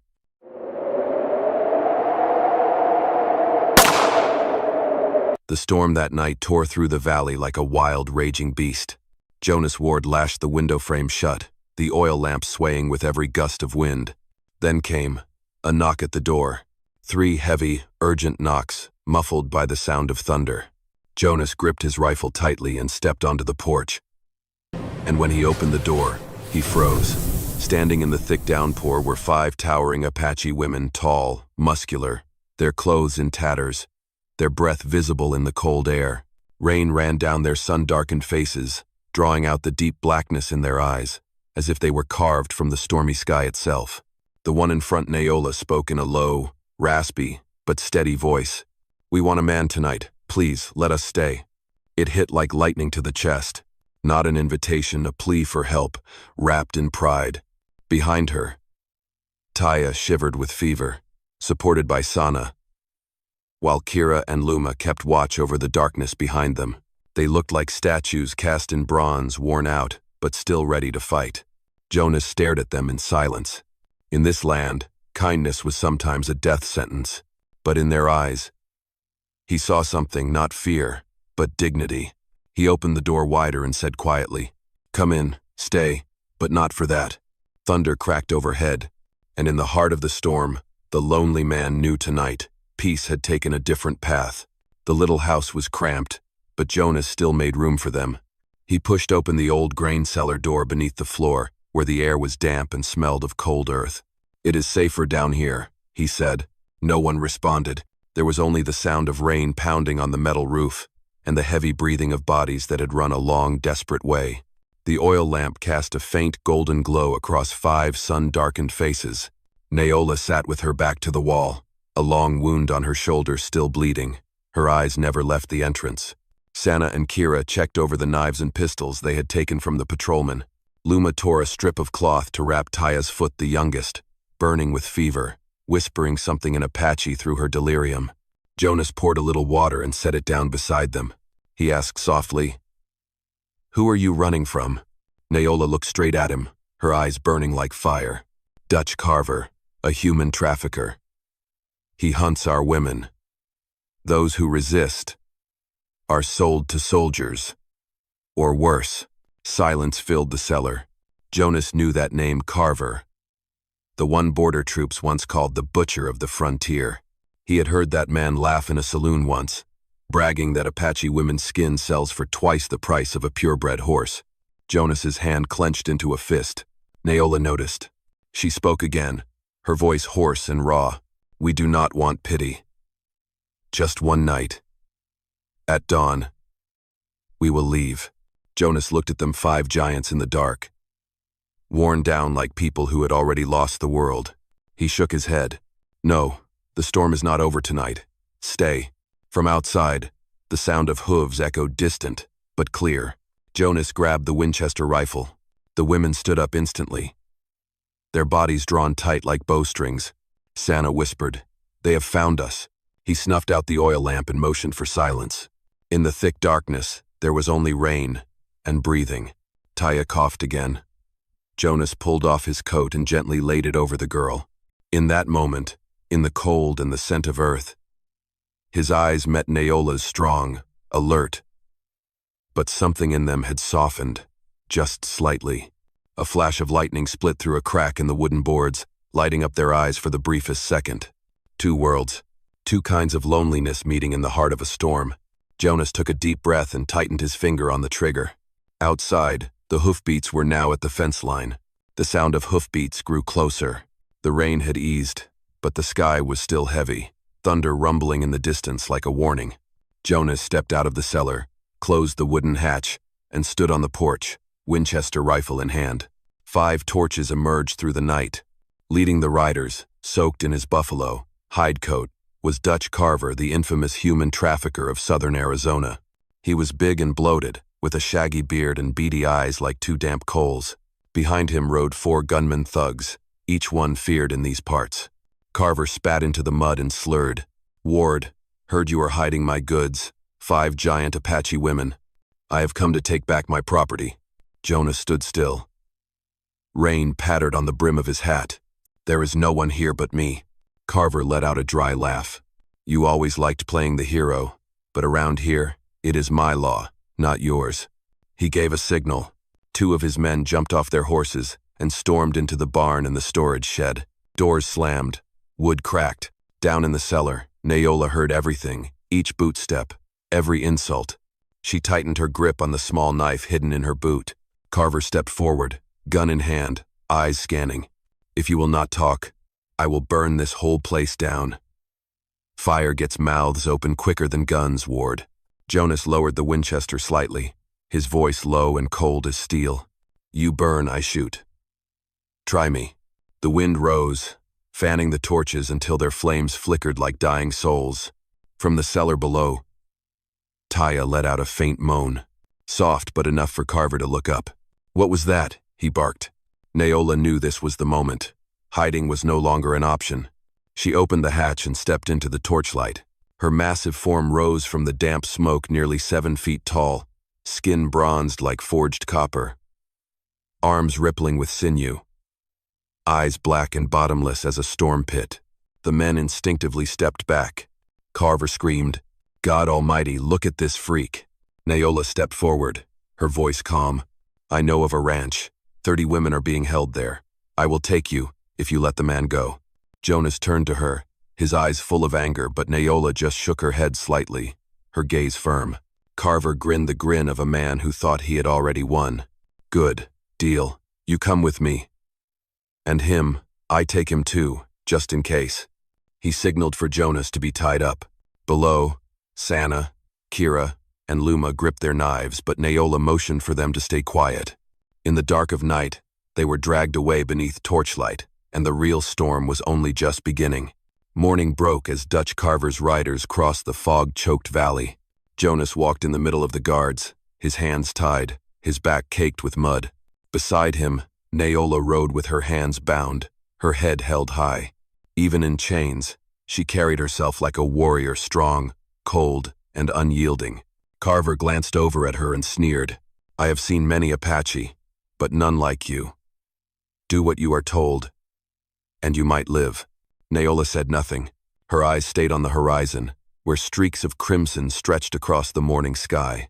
In that light, she thought of Taya, her youngest sister, still burning with fever, still hidden in the cellar with the others. If her plan failed, they would all die. Jonas whispered, his voice rough from the cold. "What are you planning? Are you really going to lead them there?" Neola turned, her gaze firm. "No. I will lead them to their own hell." Her words were dry as desert sand, but held a quiet certainty. The group arrived at a barren stretch between rock walls, where Carver had once built a holding camp for captured women. Crude tents, wooden frames, chains, stains of dried blood. The sounds of groaning echoed from the captives like spirits trapped in scorched earth. Carver dismounted and clapped his hands for his men. "Everything here is mine. When this is done, I will sell you all to the garrison. They love strange stock." Jonas was shoved to the ground. One guard laughed, pressing a pistol to his head. Carver turned to Neola. "Take me to the other 30. Now." Neola's lip curled into a faint smile. And for a moment, her black eyes gleamed the look of someone about to strike. She jerked her chin toward the tent. "They are in there." Carver motioned for two of his men to move. As they bent down to open the flap, the small knife hidden in Neola's hair flashed out. One strike, the blade sank deep into the first man's shoulder. Blood sprayed across the morning mist. Jonas lunged, slamming into the man with the gun, grabbing the Winchester. A gunshot cracked, echoing through the valley like thunder. Carver stumbled back, furious. Kill them all. But it was too late. From the rocks above, Sana, Kira, and Luma descended like falling thunder, three towering bodies crashing into the camp. The prison exploded into chaos. Flames erupted from oil barrels. Black smoke twisted through screams and gunfire. Neola stood in the center of the blaze, firelight licking her bronze skin. Her face calm like a war goddess made of stone. She turned to Jonas, voice steady and deep. "Now, it is our turn to open the doors." And behind the tents, the chained women began to rise. "Thank you so much for being here with me. If this story stirred old memories, dusty afternoons, the echo of hooves pounding in your heart, then subscribe to my channel, so that each day we can sit together once more, and I will tell you another story from the Wild West." The red sunrise burned like an open wound. Smoke rose from Carver's camp, curling into the valley sky, the scent of blood and burning oil mixing into the thick perfume of freedom. The early wind blew through, carrying the cries of the defeated. Jonas Ward crouched low, loading his Winchester, eyes sharp as steel. Around him, the giant women charged through the flames, each one like a storm of her own. Sana grabbed a soldier by the collar, spun like a whirlwind, and snapped his arm with a sickening crack. Kira slipped behind another, using a prisoner's own chain to choke the guard into silence. Luma stormed the main tent, yanked off a soaked tarp, and hurled it onto the burning oil barrel. Fire exploded upward, lighting the entire sky. And Taya, the youngest, still feverish, saw a soldier charging at her sister. She sprang up and drove a broken knife into his chest, then collapsed, falling into Jonas's arms. "You are safe now," he whispered, holding her tight like a father soothing his child. In the middle of the chaos, Neola found Carver. He was scrambling to mount his horse, his face twisted in fear. She stepped toward him, each stride heavy as a hammer pounding in his chest. "You called us cargo." I was just trading. That is the law of this land." "No," Neola said, her voice low and final. "That is a crime." She lunged, ripped the gun from his hand, and struck his shoulder hard with the butt. Carver screamed and fell into the mud. Jonas raised his rifle, but Neola held up a hand. "Not yet," she said, then turned to Sana. "Help the living." The fire spread fast. Chains clattered as women were pulled from the tents. Faces hollow, caked with dust and blood, began to appear in the firelight, the first light they had seen in months of darkness. Carver crawled, reaching for a knife. Jonas fired. The bullet clipped his shoulder and sent him sprawling. "Enough," Neola said. "Let him live. Let him face the very law he spit on." Jonas looked at her, her bronze skin glowing with firelight, muscles trembling, eyes deep and fierce but lit with belief. In the smoke, she looked like a goddess stepped out of legend, powerful, but wise enough to stop at the edge of mercy. The morning wind rose, sweeping through the embers, carrying away the stench of death. The sun rose slowly, casting light on the last wisps of smoke curling above the ruined camp. Ash covered the ground where once stood a hub of human trafficking. Now only blackened wooden posts remained. The wind carried the bitter scent of char and the warmth of dried blood. Through the ashes, Jonas Ward walked in silence, his boots stepping on memories. Behind him, Neola and her sisters tended to the freed women. She tore her shirt into long strips of cloth, tying them carefully around an old woman's wounds. Each movement was firm, strong, yet her eyes held a quiet gentleness rarely seen on battle-scarred faces. Sana hauled water. Kira and Luma rigged up makeshift tents from scorched canvas. Little Taya leaned against a wooden crate, her face pale, but she smiled softly when she saw a woman's chains fall away. Carver was tied to a post, his shoulder bloodied, muttering, "You are no different from me." Jonas looked at him, then turned to Neola. "What do you plan to do with him?" She answered quietly, "Take him back to town, hand him to your law." We do not need to kill to prove we are free. Jonas said nothing. Out here on the frontier, people were used to settling things with blood, not justice. But hearing her words, something in him eased like the weight of war finally lifting. Naola sat beside him, her gaze fixed on the rising sun beyond the ridgeline. Freedom, she whispered, is not something given. It is when you still carry compassion, even among the ashes. Jonas turned to her. The light caught her bronze skin, the swell of muscle, the long scar running across her shoulder. In all that fierce presence, he saw something no battlefield had ever taught him. The grace of someone who had been broken, but chose mercy anyway. He stood, tightened Carver's ropes, then grabbed the horse's reins. Let's go. To the marshal's post. Before they left, Sana knelt in the ash and planted a broken knife into the ground. For those who did not live to see the morning, the group fell silent. Wind swept through, lifting the ashes in long silver ribbons. As they rode away from the camp, the morning light bathed their tall, blood-streaked bodies soaked in sweat, but eyes shining brighter than ever. They had won not just with blades, but with the mercy that still burned in their hearts. By the time they reached the western rise, the rain had stopped. Evening light spilled across the wet grass, golden and thick like honey. In the distance, the small town came into view, low wooden rooftops, kitchen smoke curling upward, a strange peace after a night of storms and blood. Jonas Ward stopped his horse by a creek, tied Dutch Carver tightly to the wagon, then turned to look at the Apache women walking behind him.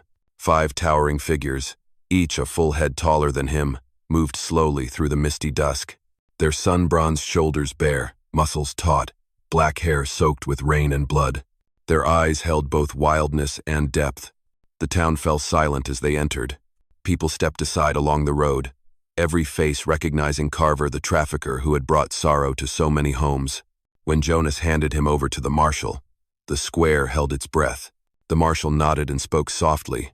Justice will be served. You saved more lives than you know, Ward. Jonas simply replied, I only did what was right. Then he turned away, as if wanting to step out of all the noise. But Naola called after him.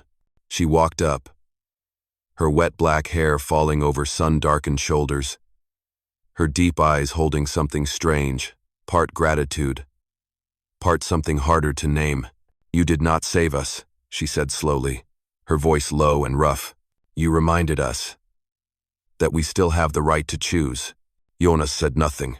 He just looked at her, this woman nearly 7 feet tall, bronze-skinned, fierce and gentle all at once. In the hush of the town square, she placed her hand on his chest, then leaned down. The kiss was soft, but it felt like a vow. Not one of love, but of 2 souls who had once lost their faith in humanity, now realizing there was still something worth believing in. When she pulled away, the sun had already touched the horizon. The 5 women stood in the golden hour, wind lifting their hair, scattering the ashes of the past. Jonas spoke quietly, as if afraid to break the moment. Freedom came late, but it came. Naola smiled. And this time, we are not leaving. Beneath the blood-red sky, 6 figures, 1 man and 5 giant women walked toward the old ranch, where the hearth fire still waited. Behind them, the church bell rang, closing the chapter of war. Summer passed slowly across the red earth. The wind carried the scent of dry grass and wood smoke, sweeping through the newly built fences. From the hilltop, Jonas Ward looked down at the ranch, once a lonely house, now filled with laughter, the sound of hammers, and horses whinnying every morning. The 5 Apache women had stayed. Naola, the tallest, wrapped a leather shawl over her shoulders, was driving stakes into the horse pen with bare hands. Sana and Kira carried buckets of water from the well, sunlight glinting off their bronze skin like heated copper. Luma was tending the fire, baking cornmeal flatbread. And Taya, now fully recovered, tied back her long hair and sat mending Jonas's shirt with wild flax thread. There was no longer white and Apache, only people, sharing the same land, working it together. Jonas sat on the porch, holding a cup of coffee, watching the kitchen smoke rise. He thought back to that stormy night, the knock at the door, Naola's proud eyes, and the way she had said, "Please, let us stay." Now, those words had become truth. They stayed not because they needed shelter, but because this place had become home. Evening settled. The sun drifted toward the edge of the hill, casting golden light across their skin. Naola stepped forward, a bundle of young wheat in her hands. She laid it down at the porch and smiled. "This land is breathing again, Jonas." He nodded, eyes warm and steady. "It is not the land, it is the people." In that moment, they were both quiet. A breeze caught a few strands of hair across her forehead. The kitchen smoke drifted between them like a thin veil. Jonas said nothing more. He just reached out and touched her rough, warm hand.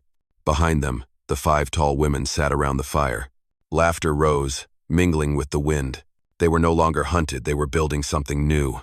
As the sun finally sank, it painted the ranch in honey-colored light. Jonas stood, looking skyward. A lone bird glided westward, vanishing into the red. He spoke softly, like a man who had once lost everything, and found himself again. Freedom does not come from what others give you. It comes when you choose to keep kindness alive in a world that tries to burn it away. Beside him, Naola took his hand and squeezed gently. In the burning west, 6 people stood in silence, watching the sun go down, knowing that, from now on, they had found home.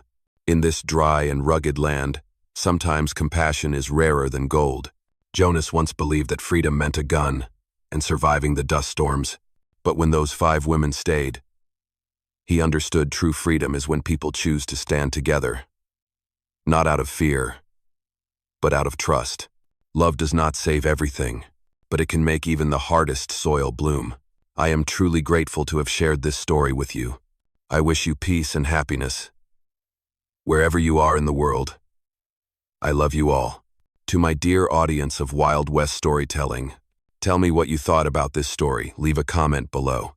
Type the number 8 if you enjoyed it. And do not forget to subscribe to the channel for more thrilling stories from the Wild West.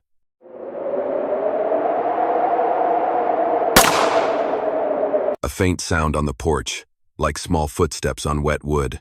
Gareth opened the door. Standing before him was an Apache girl, tiny, soaked, her wide black eyes staring at him through the rain. She said nothing, only trembled, clutching a piece of torn fabric tightly around her body.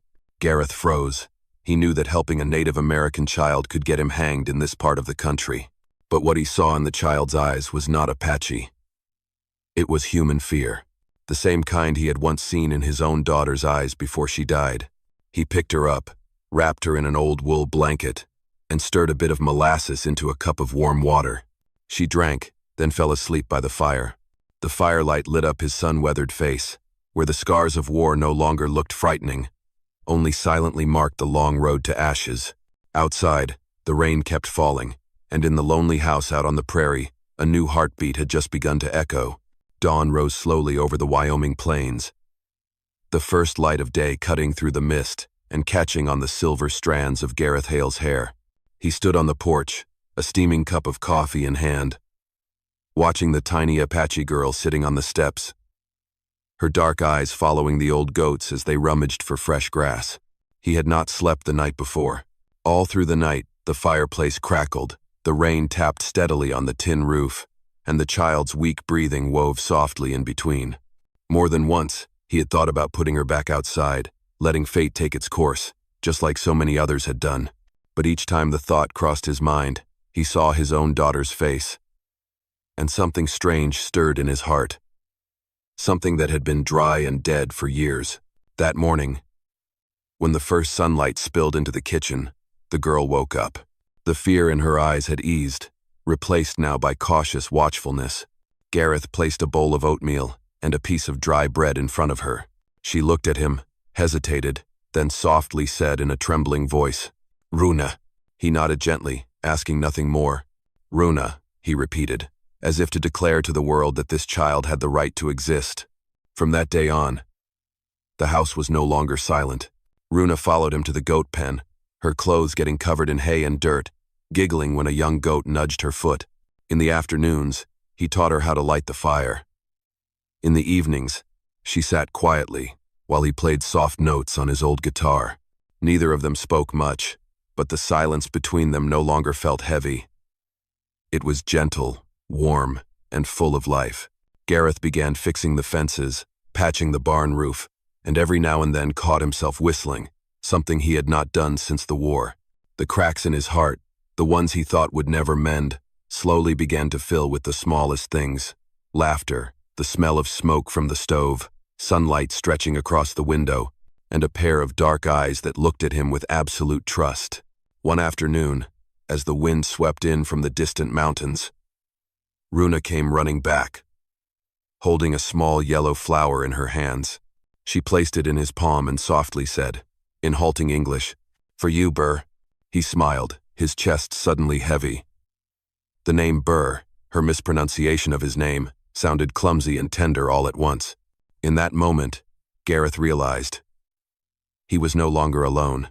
Out here in this harsh land, where weeds grew over the graves of loved ones and the wind howled through memory, he had found a reason to live one more day. That night, the wind rose from the mountains, carrying the smell of wet earth and a trace of thunder. The sky churned black, lightning slashing across it like a blade of fire. Gareth Hale was locking the goat pen when the old horse suddenly let out a sharp whinny and turned its head toward the trail. In the flash of lightning, he saw a figure staggering through the rain, large, casting a long shadow in the storm like a breathing nightmare. He ran toward it. The rain lashed his face, and the wind tore at his coat, flapping it like wings. The figure collapsed just outside the fence. Gareth flipped the body over. It was an Apache woman, broad-shouldered and muscular, her bare arms marked with old scars and fresh lashes. Her dark bronze skin glistened in the rain, heavy like wet stone. She was taller than he was, by more than half a head. Her eyes were barely open, her breathing rough and ragged. He shook her gently. "Hey, can you hear me?" No response. Rain ran down her closed lids, mixing with the blood that flowed from her temple. He did not hesitate. He shrugged off his thick coat and lifted her. Her weight burned across his shoulders, like carrying the storm itself. When he reached the porch, Runa came running, shouting in urgent Apache, "Mama, Mama." The words sliced through the air like a blade. Gareth froze. The little girl dropped to her knees beside the woman, pressing her tiny hand to the rain-soaked cheek. The mother opened her eyes just long enough to see her child, and passed out again. Gareth laid her near the hearth and stoked the fire higher. The golden light wrapped around her cold, bruised body. Her breaths came in shivers. He quickly covered her with blankets, mixed a bit of whiskey into warm water, and rubbed her wrists to wake her. She did not speak English, only whispered something in Apache, her voice low and hoarse, like wind howling through stone. He could not understand the word, but the meaning was clear. "Thank you." Outside, the storm still raged. Inside the small wooden house, the fire flickered on 3 figures. A lonely man, a trembling Apache child, and a giant of a woman locked in a fight with fever. Gareth sat up all night, changing warm cloths, dripping water into her mouth. Every time the wind slammed against the door, he gripped his rifle. Fear and instinct tangled inside him. But whenever she trembled, he only pulled the blanket higher and whispered, "You are safe now." By morning, the rain had stopped. Outside, the plains were draped in silver mist. In the golden light of dawn, the massive Apache woman still lay unconscious, but her breathing had steadied. And Gareth, after all his years of solitude, knew one thing for certain. Last night had changed everything. 3 days after the storm, the sun returned golden and warm, like a whispered apology. Tyen, the giant Apache woman, was still weak, but she could sit up on the wooden porch. The morning breeze played through her thick black hair, wet and heavy like a sun-drenched rope. Runa sat quietly in her mother's lap, her small fingers laced into the rough hands of a woman who had walked through hell. Gareth Hale stepped out from the goat pen, a hat full of hay in his hand. He paused, his eyes resting silently on Tyen's figure, broad shoulders, firm arms, deep black eyes, both strong and tired. Even in his old wool sweater, she did not look small. Maybe she never would again. "You should eat something," he said. Tyen looked at him silent, then gave a faint nod. Runa translated in Apache, and then, for the first time in days, a smile broke across that sun-darkened face. A strange smile, both sad and beautiful. In the days that followed, they learned how to live together. Gareth taught Tyen how to use a derringer. Her hands were so large they nearly swallowed the grip. She taught him how to read footprints in the dirt, how to hear the wind and know when rain was coming. She made cheese. He fixed the fences. In the evenings, the three of them ate together in the fading light, no wasted words, only breath and the sound of wind brushing against the tin roof. Tien did not speak much, but every gesture carried weight. When she passed by, the faint scent of sun-warmed skin and wood smoke lingered enough to make Gareth's heart skip. He had once believed himself dead inside. But now, his heart beat again, quiet, but real. One afternoon, he saw Tien kneeling by the stream behind the house, washing the scars on her back. The sunlight hit those old wounds, turning them into streaks of burning gold. She knew he was watching, but did not look away. Their eyes met, no shame, no words, just a silent recognition between two souls that had once been broken. That night, after Runa had fallen into deep sleep, Gareth sat on the porch, staring out over the misty plains. Tien stepped out, a thin blanket wrapped around her shoulders. She sat beside him, saying nothing for a long time. "Good people. Stay," she said slowly. Her English rough. He looked at her, the tall, powerful woman who had endured beatings and cold rain, now sitting beside him as if the world had never known cruelty. Gareth nodded, his voice low as the wind. "Maybe. I need to stay too." Above them, the moon rose soft and pale, like a wound finally healing. "Thank you for being here. If this story brought back something for you, those old days of red dust and hoofbeats echoing in your chest, consider subscribing to my channel, so that each day, we can sit together again. And I'll tell you one more story from the West." That night, the wind from the prairie slipped through the cracks in the door, carrying the scent of dry grass and the chill of the mountains. Inside the wooden cabin, Tien sat by the fire, her broad shoulders bathed in its glow. The oil lamp flickered, casting shadows along the veins on her arms that belonged to a body both powerful and weary. The kind of body shaped by a life far removed from gentleness. Gareth Hale poured her a bit of whiskey and sat across from her. Runa had already fallen asleep in the back room, her steady breathing ticking like the rhythm of time. They sat in silence for a long while. Outside, the wind howled past the fence, and faint stars drifted behind the clouds. "I will leave when I'm strong again," Tien said, her voice low and rough from scars in her throat. Gareth shook his head. "You don't have to go anywhere." She looked at him, a flicker of doubt in her eyes, the instinct of someone who had been left behind too many times. Then she gave a tired smile. "You don't know who I am." She lowered her head, her large hands tightening around the glass. "I once belonged to a white man. His name was Lewis. He bought me, like you buy an animal. I worked, cooked, took beatings.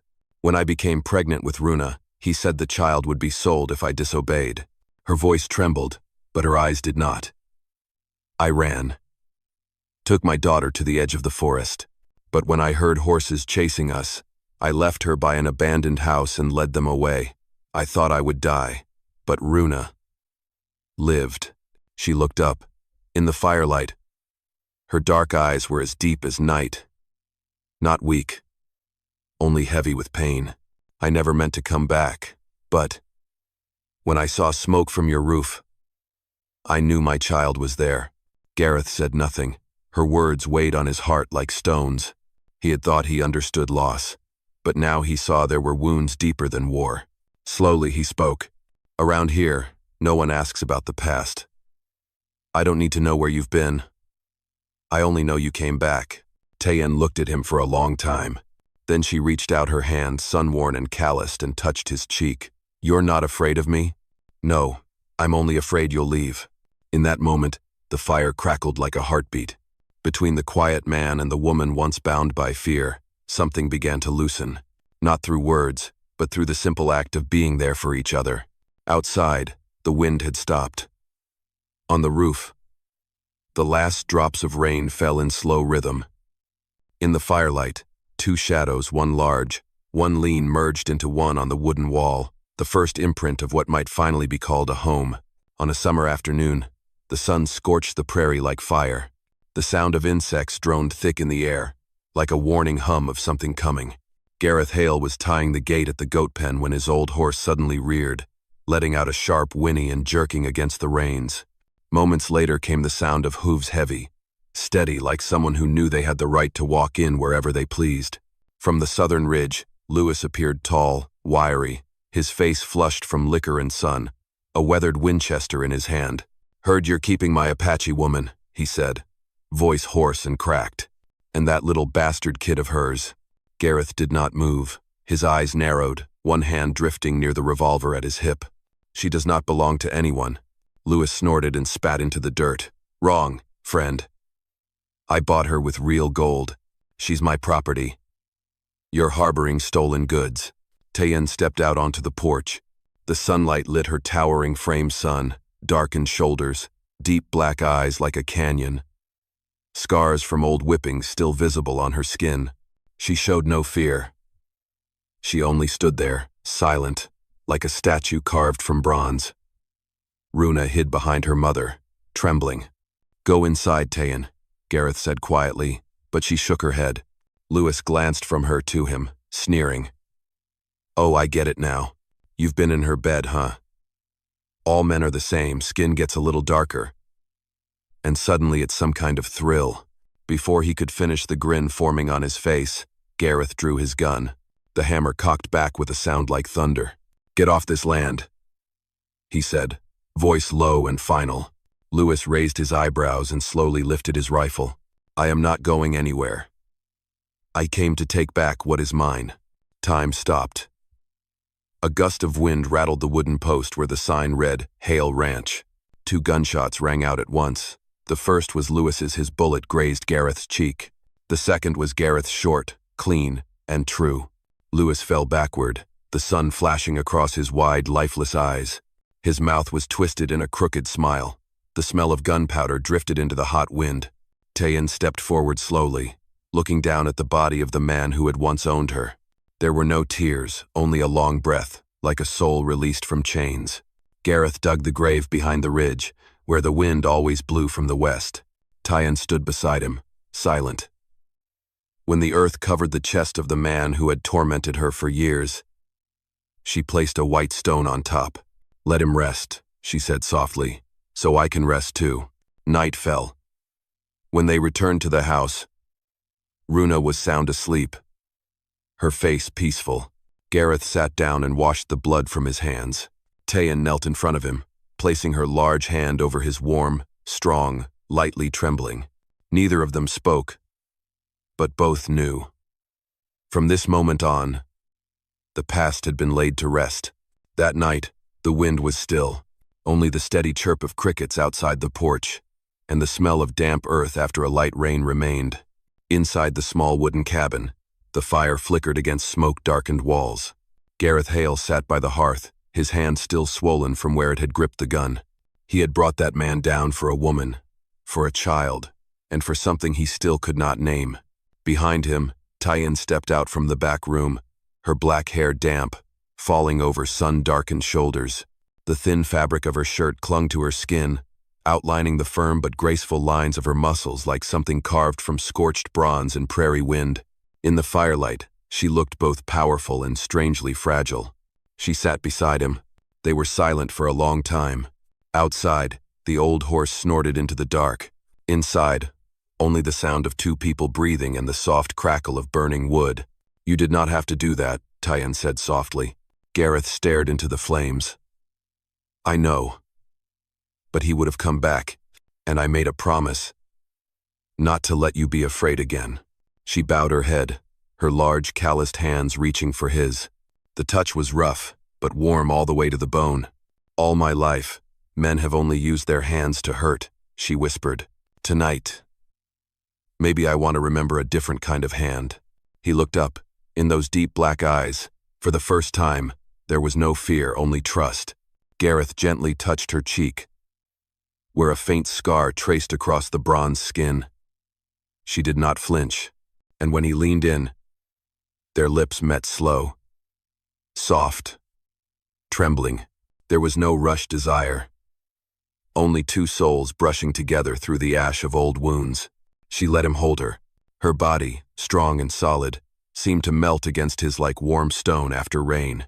They sat that way for a long while, until the fire burned low, and the last glow danced across bronze skin and mingled breath. No one said love. No one made promises. They simply existed bare, at peace, like two surviving creatures in a world that had once been too cruel. Before sleep, Tyen murmured, her voice low and steady like the wind, "You gave me a place to breathe." Gareth smiled, placing his hand over her chest, where her heartbeat thudded steady like a distant drum across the prairie. "And you," he said, "you reminded me I am still alive." Outside, dawn had not yet come, but the sky was already beginning to pale. And in that small house, in the heart of a harsh land, two lost souls had found a warmth that neither war nor loneliness could take away. Spring came late to the high plains of Wyoming. The snow melted into thin streams that ran along the fence lines, trickling into the valley where Gareth Hale was bent over, planting the first corn seeds of the season. The sun slipped out from behind the clouds, gentle and golden, spilling light across his silver hair and sun-worn skin. Laughter echoed from the porch. Runa was running around the goat pen, a little wooden doll in her hand, shouting, "Pa! Pa, look!" From inside the house, Tyen stepped out. She was healthy now, her sun-darkened face glowing under the open sky. The coarse cotton dress she had sewn herself flared gently in the breeze, and on her belly, a new curve had begun to form, small, but enough to change everything. Gareth saw it and smiled. He set the hoe down and walked toward the porch. She greeted him with a gentle look, the kind only those who have walked through hell can give, knowing the true weight of peace. "She has grown," Tyen said, watching Runa dance and twirl. "And there will be another," Gareth replied. Tyen smiled, a smile that spread slowly like sunlight crawling across the prairie. That afternoon, they worked together. She chopped wood, he patched the barn, and the little girl hummed softly in Apache. In the wind, the small house no longer echoed with emptiness. It was full of life, of breath. That evening, the three of them sat around the old wooden table for dinner. Runa placed a small silver ring in the center of the table, a gift Tyen had carved with her short knife, shaped like two rising trails of smoke entwined. "Keep it," Tyen said. "One day, you will understand. Smoke always finds its way to the sky, no matter which way the wind blows." Gareth watched them in silence, the towering woman whose hands could cook, mend rifles, and love, and the Apache child who once trembled on his porch, now laughing in firelight. He thought, perhaps holiness did not need a church, nor justice a courtroom, just one person willing to open a door, and another brave enough to stay. That night, as wind howled across the plains, Gareth sat on the porch, Tyen leaning against his shoulder. The silver moonlight washed over the fields, catching in the dark strands of her hair.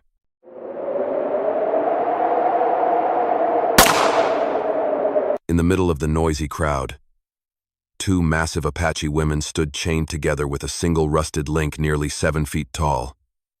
Their bodies chiseled with sun-scorched brass-like muscles. Their eyes were cold and defiant, as if there was nothing left to fear. The auctioneer shouted, $10 for both, two giants of the desert." The crowd roared with laughter. A few drunk men whistled, clanged their tin cups, and one hollered, "They'll make strong slaves." Through the noise, Jonas Hale, a former cavalryman, quietly stepped forward. Sunlight struck his gunpowder-darkened face, the deep, dry lines carved around his eyes. He pulled out an old leather wallet and laid 10 silver dollars on the table. "I'm not buying slaves," he said softly, his voice rough like wind. "I'm setting them free." Laughter died instantly. The chain dropped to the ground, rattling against the dust. Sahana looked at him, disbelief in her eyes. "You're not planning to sleep with us?" she asked, voice low and parched. Jonas looked up, sunlight catching the quiet gray of his eyes. "No.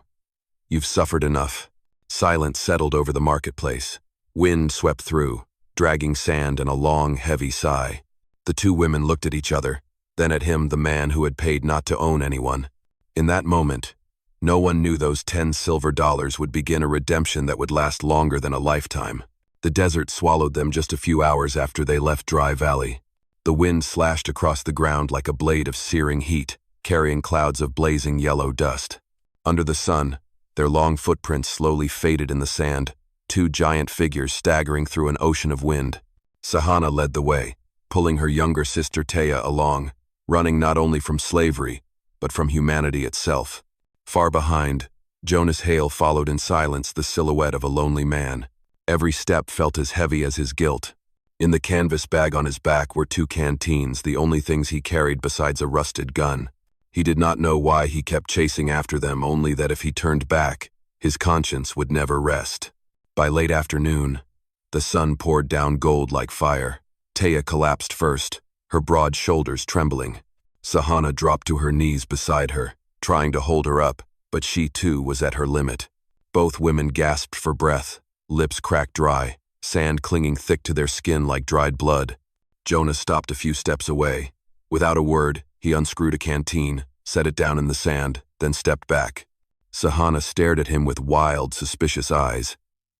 "Why help us?" she asked. Voice hoarse. Jonas looked out toward the horizon, glowing red like molten iron. "Because I failed to help my own family," he said. His voice so deep and true that even the wind seemed to pause. For a long moment, no one spoke. Only the sound of wind scraping over the desert's dry bones remained.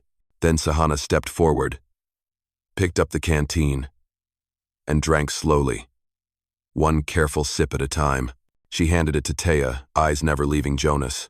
In the slanted evening light, a droplet rolled from her cracked lip down her sunburned shoulder, a shimmer that made the whole world seem to hold its breath. Night fell fast, and the cold settled in. Jonas lit a small fire in the heart of the sand. The sisters sat in silence, only the soft crackling of flames and their ragged breathing breaking the stillness. Sahana looked at him through the flicker of firelight. "You could have left us to die," Jonas replied, his eyes fixed on the flames, as if staring into his own past. "Maybe I am trying to save someone. Through you." A gust of wind blew hard, scattering ash into the dark. In the unsteady glow, 3 people sat without speaking, 3 wounds still open. 3 souls caught between sin and redemption. Above them, the sky exploded with stars after the sandstorm. Sahana tilted her head back and whispered in Apache, "Spirits of our mothers, maybe this time we walk with a good man." Jonas did not understand the language, but he saw something in her eyes, something he thought had gone extinct in humankind. A fragile flicker of trust, blooming again between the sand and the blood. That night, the wind swept across the dry sand, sounding like the earth itself was groaning. Atop a tall dune, Jonas Hale built a small fire. The flames flickered across his sun-hardened face, lighting the scars carved by years of war. In front of him, the 2 massive Apache women sat in silence, Sahana and Taya. Their shadows stretched across the sand, large and still like mountains. For a long time, no one spoke. Only the crackle of fire and the wind whistling through the rocks filled the air. Finally, Taya broke the silence, her voice rasping like scorched wood. "We were not born to kill." Jonas looked up, watching her sun-worn face in the firelight. Taya continued, slow and steady, like reciting a confession. "We saved 20 children from a military camp, but to do that, we had to kill 4 soldiers who had raped our women." She swallowed hard, eyes drifting into the distance. "Since then, every tribe has hunted us. So have the soldiers. Everyone needs someone to blame." Jonas said nothing. He tossed another stick into the fire, the flare lighting the deep hollows of his eyes. After a moment, he sighed softly. "I know that feeling." Sahana raised her head. "You went through something like that?" Jonas gave a bitter smile, his voice dry as sand. "More than I care to remember. My unit burned a village once, thinking it was hiding the enemy. But when the smoke cleared, I found my wife and daughter in the ashes." Silence fell. The fire danced, casting its glow across their faces, 3 souls burning in the same flame. Sahana whispered, "So you carry your own ghosts too?" Jonas nodded. "They never leave me. They just grow quiet when the wind blows." Taya looked up at the star-filled sky and murmured, "Maybe the spirits brought us to the same place, so we could forgive each other." Jonas lowered his head, his voice as deep as the night wind. "If forgiveness exists, it is probably out there somewhere, between the sand and the sky." Sahana looked at him, the firelight glowing in her dark, deep eyes. "Tomorrow, we head north. The children are waiting." Jonas answered, "I will go with you." The sand still drifted, the fire still burned. Above them, Thousands of stars reflected in the eyes of the three souls no longer running from the past, but beginning to learn how to live within it. Dawn rose in a soft gray hue, the sand shimmering silver like the surface of water. The three of them left their campsite, heading north. Jonas led the horse, with Sahana walking beside him, her tall, powerful frame striking against the sea of sand. Taya followed in silence, the wound on her shoulder now dry, but her eyes still sharp and wary like a wolf backed into a corner. They had not gone far when the sound of hooves echoed in the distance. A cloud of dust rose on the horizon, and a sense of unease crept into Jonas's chest. Sahana stopped, her large hand resting gently on his shoulder, soft, yet steady as stone. Someone's following. Jonas nodded, narrowing his eyes, a cold light flashing through the gray of his pupils. As they moved along a ridge of dry stone, the figure of a man came into view, tall, bearded, a rifle slung over his shoulder. Cyrus Boyd, Jonas's former comrade, now a bounty hunter. The wind stretched out the breaths of the two old soldiers, carrying the scent of rust and old grudges. Cyrus dismounted, his voice gravelly, laced with mockery. "Heard about you, Jonas. The vet who slaughtered his own unit and ran off to save some redskins. What now? Playing the good guy?" Jonas clenched his fist around the grip of his gun, but did not draw. "I'm just doing what we should have done a long time ago." Cyrus gave a dry laugh. "I've got orders to bring those two women in. High price on their heads. If you get in the way, I'll shoot." Before Jonas could speak, Sahana stepped forward, eyes burning like fire. "Then shoot me first."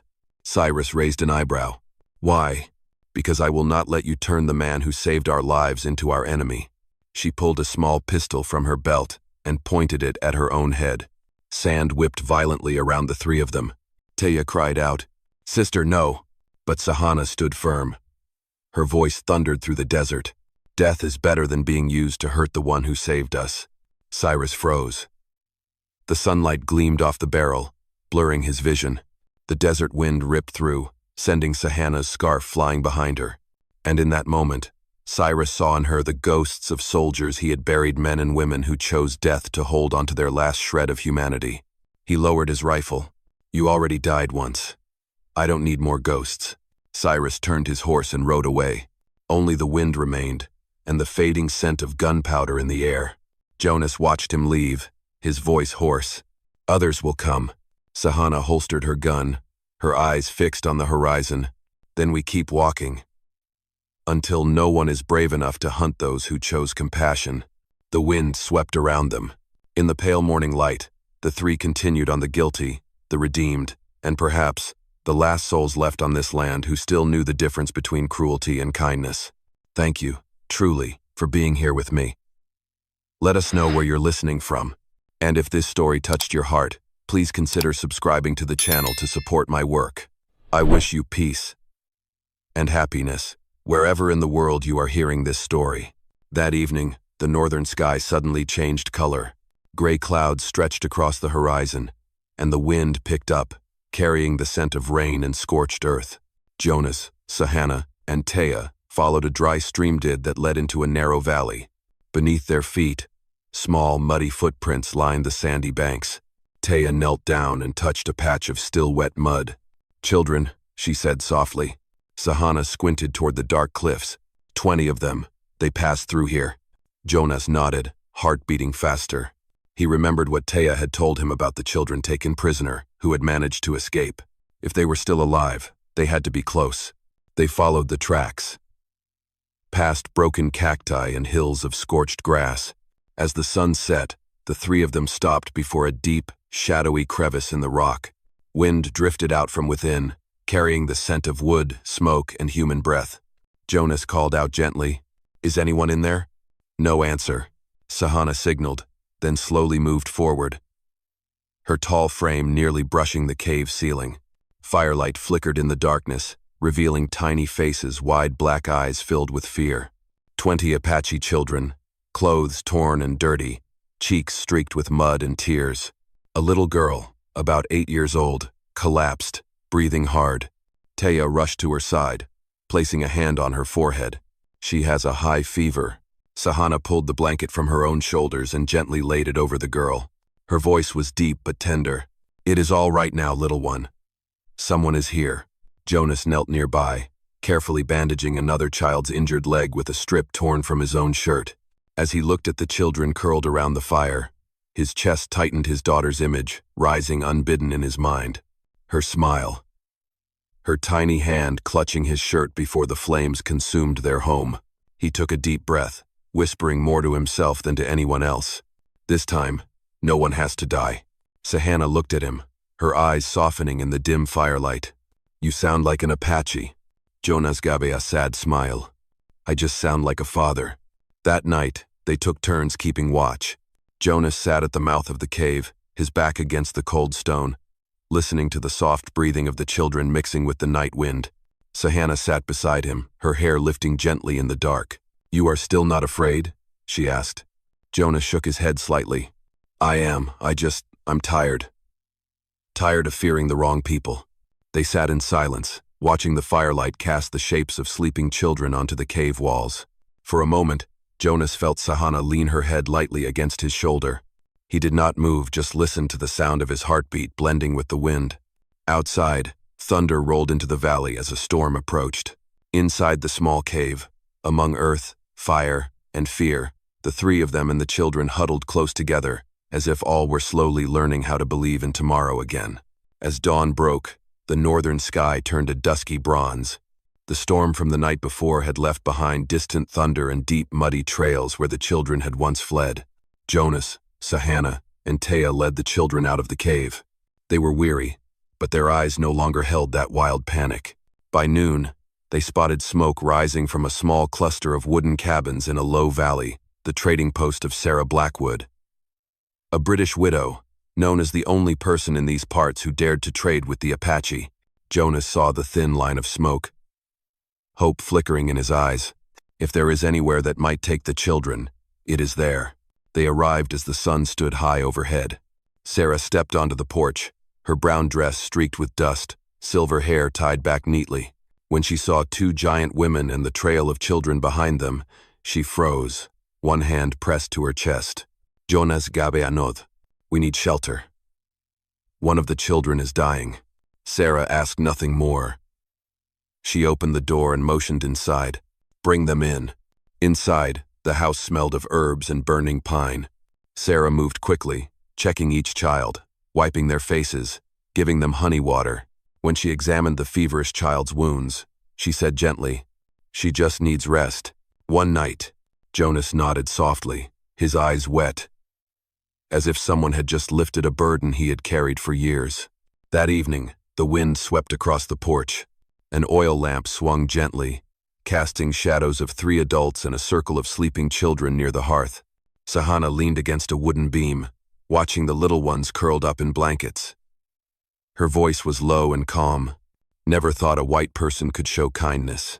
Jonas looked up. Not everyone forgets how to be human. Taya, sitting nearby, adjusted a cloth over one of the children. Her voice was quiet, almost to herself. "We saved them, but they will come hunting us." Jonas said nothing. He knew she was right.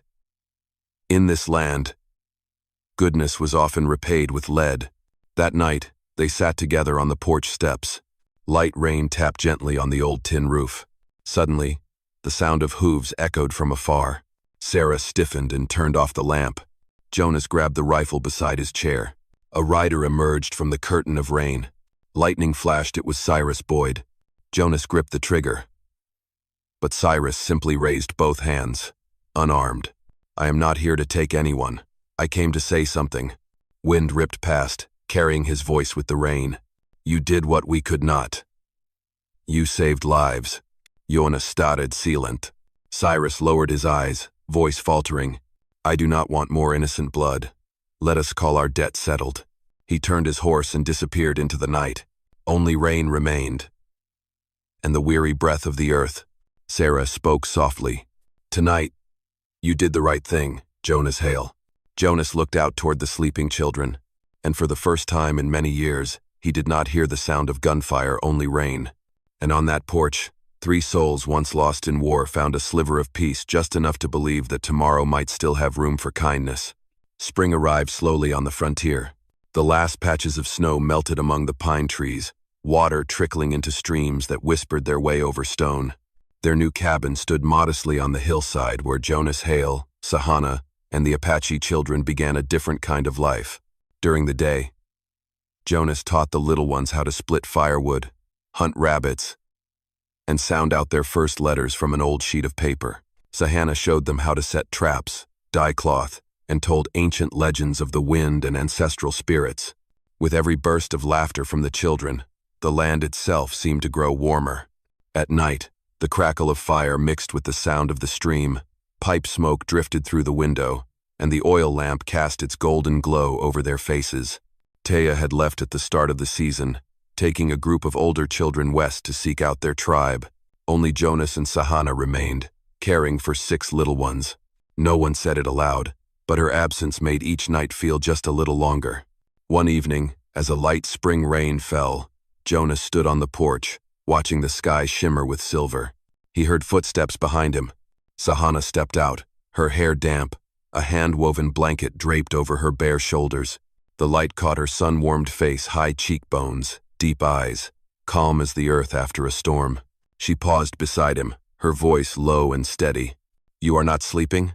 Jonas shook his head gently. "It is too quiet. I am not used to peace."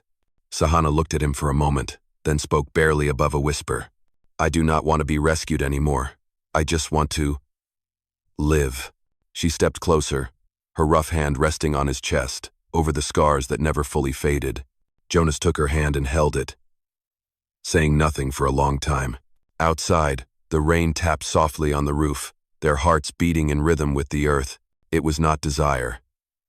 It was not impulse, just 2 souls finding warmth in each other.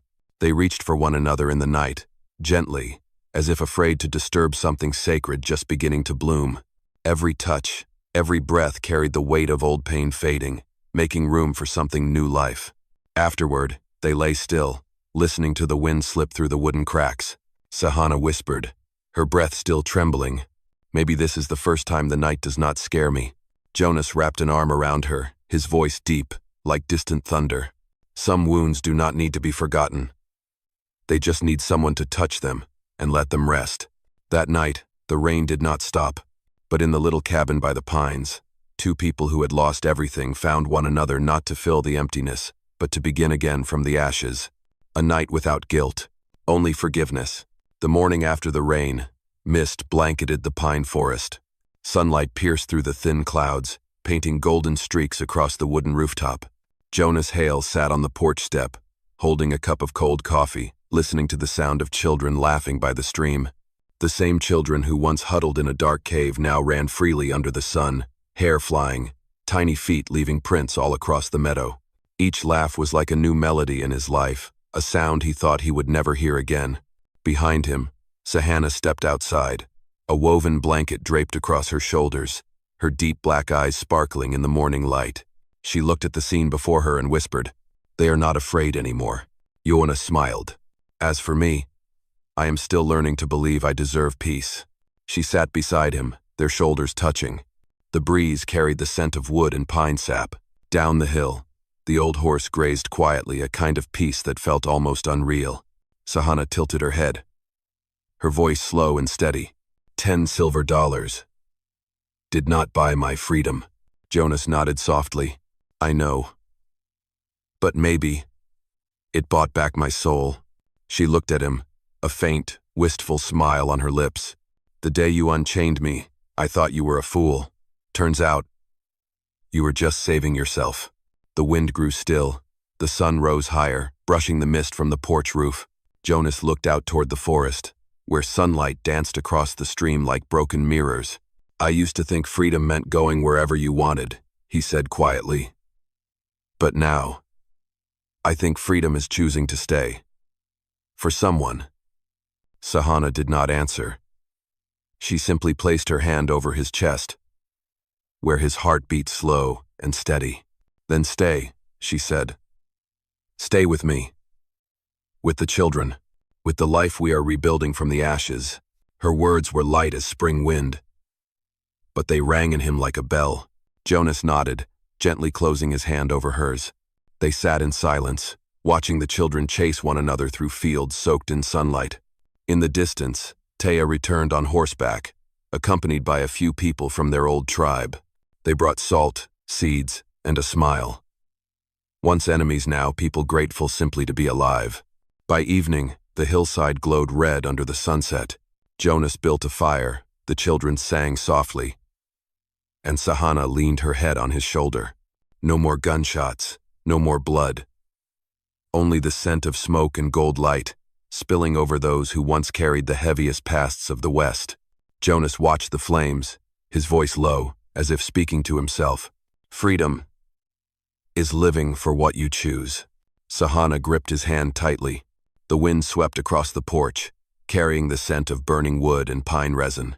And in that moment, the world seemed to pause, leaving only light, breath, and the quiet belief that even guilt can bloom.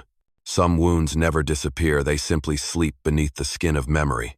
But sometimes, just one small act of kindness is enough to ease a pain thought to be carved in stone. Kindness does not erase the past, but it gives us the strength to face it, to forgive, and to carry on. Like a flame in the night, it cannot warm the whole desert, but it is enough to keep one soul from going dark. Kindness may not heal everything, but it reminds the heart to keep beating. It has been an honor to share this journey with you, the cherished audience of Wild West storytelling. Please, always live with joy and peace in your heart. I love you all. Let me know how this story touched you. Leave a comment below. Type 1 if you enjoyed the story, and do not forget to subscribe to the channel to catch the next dramatic tale.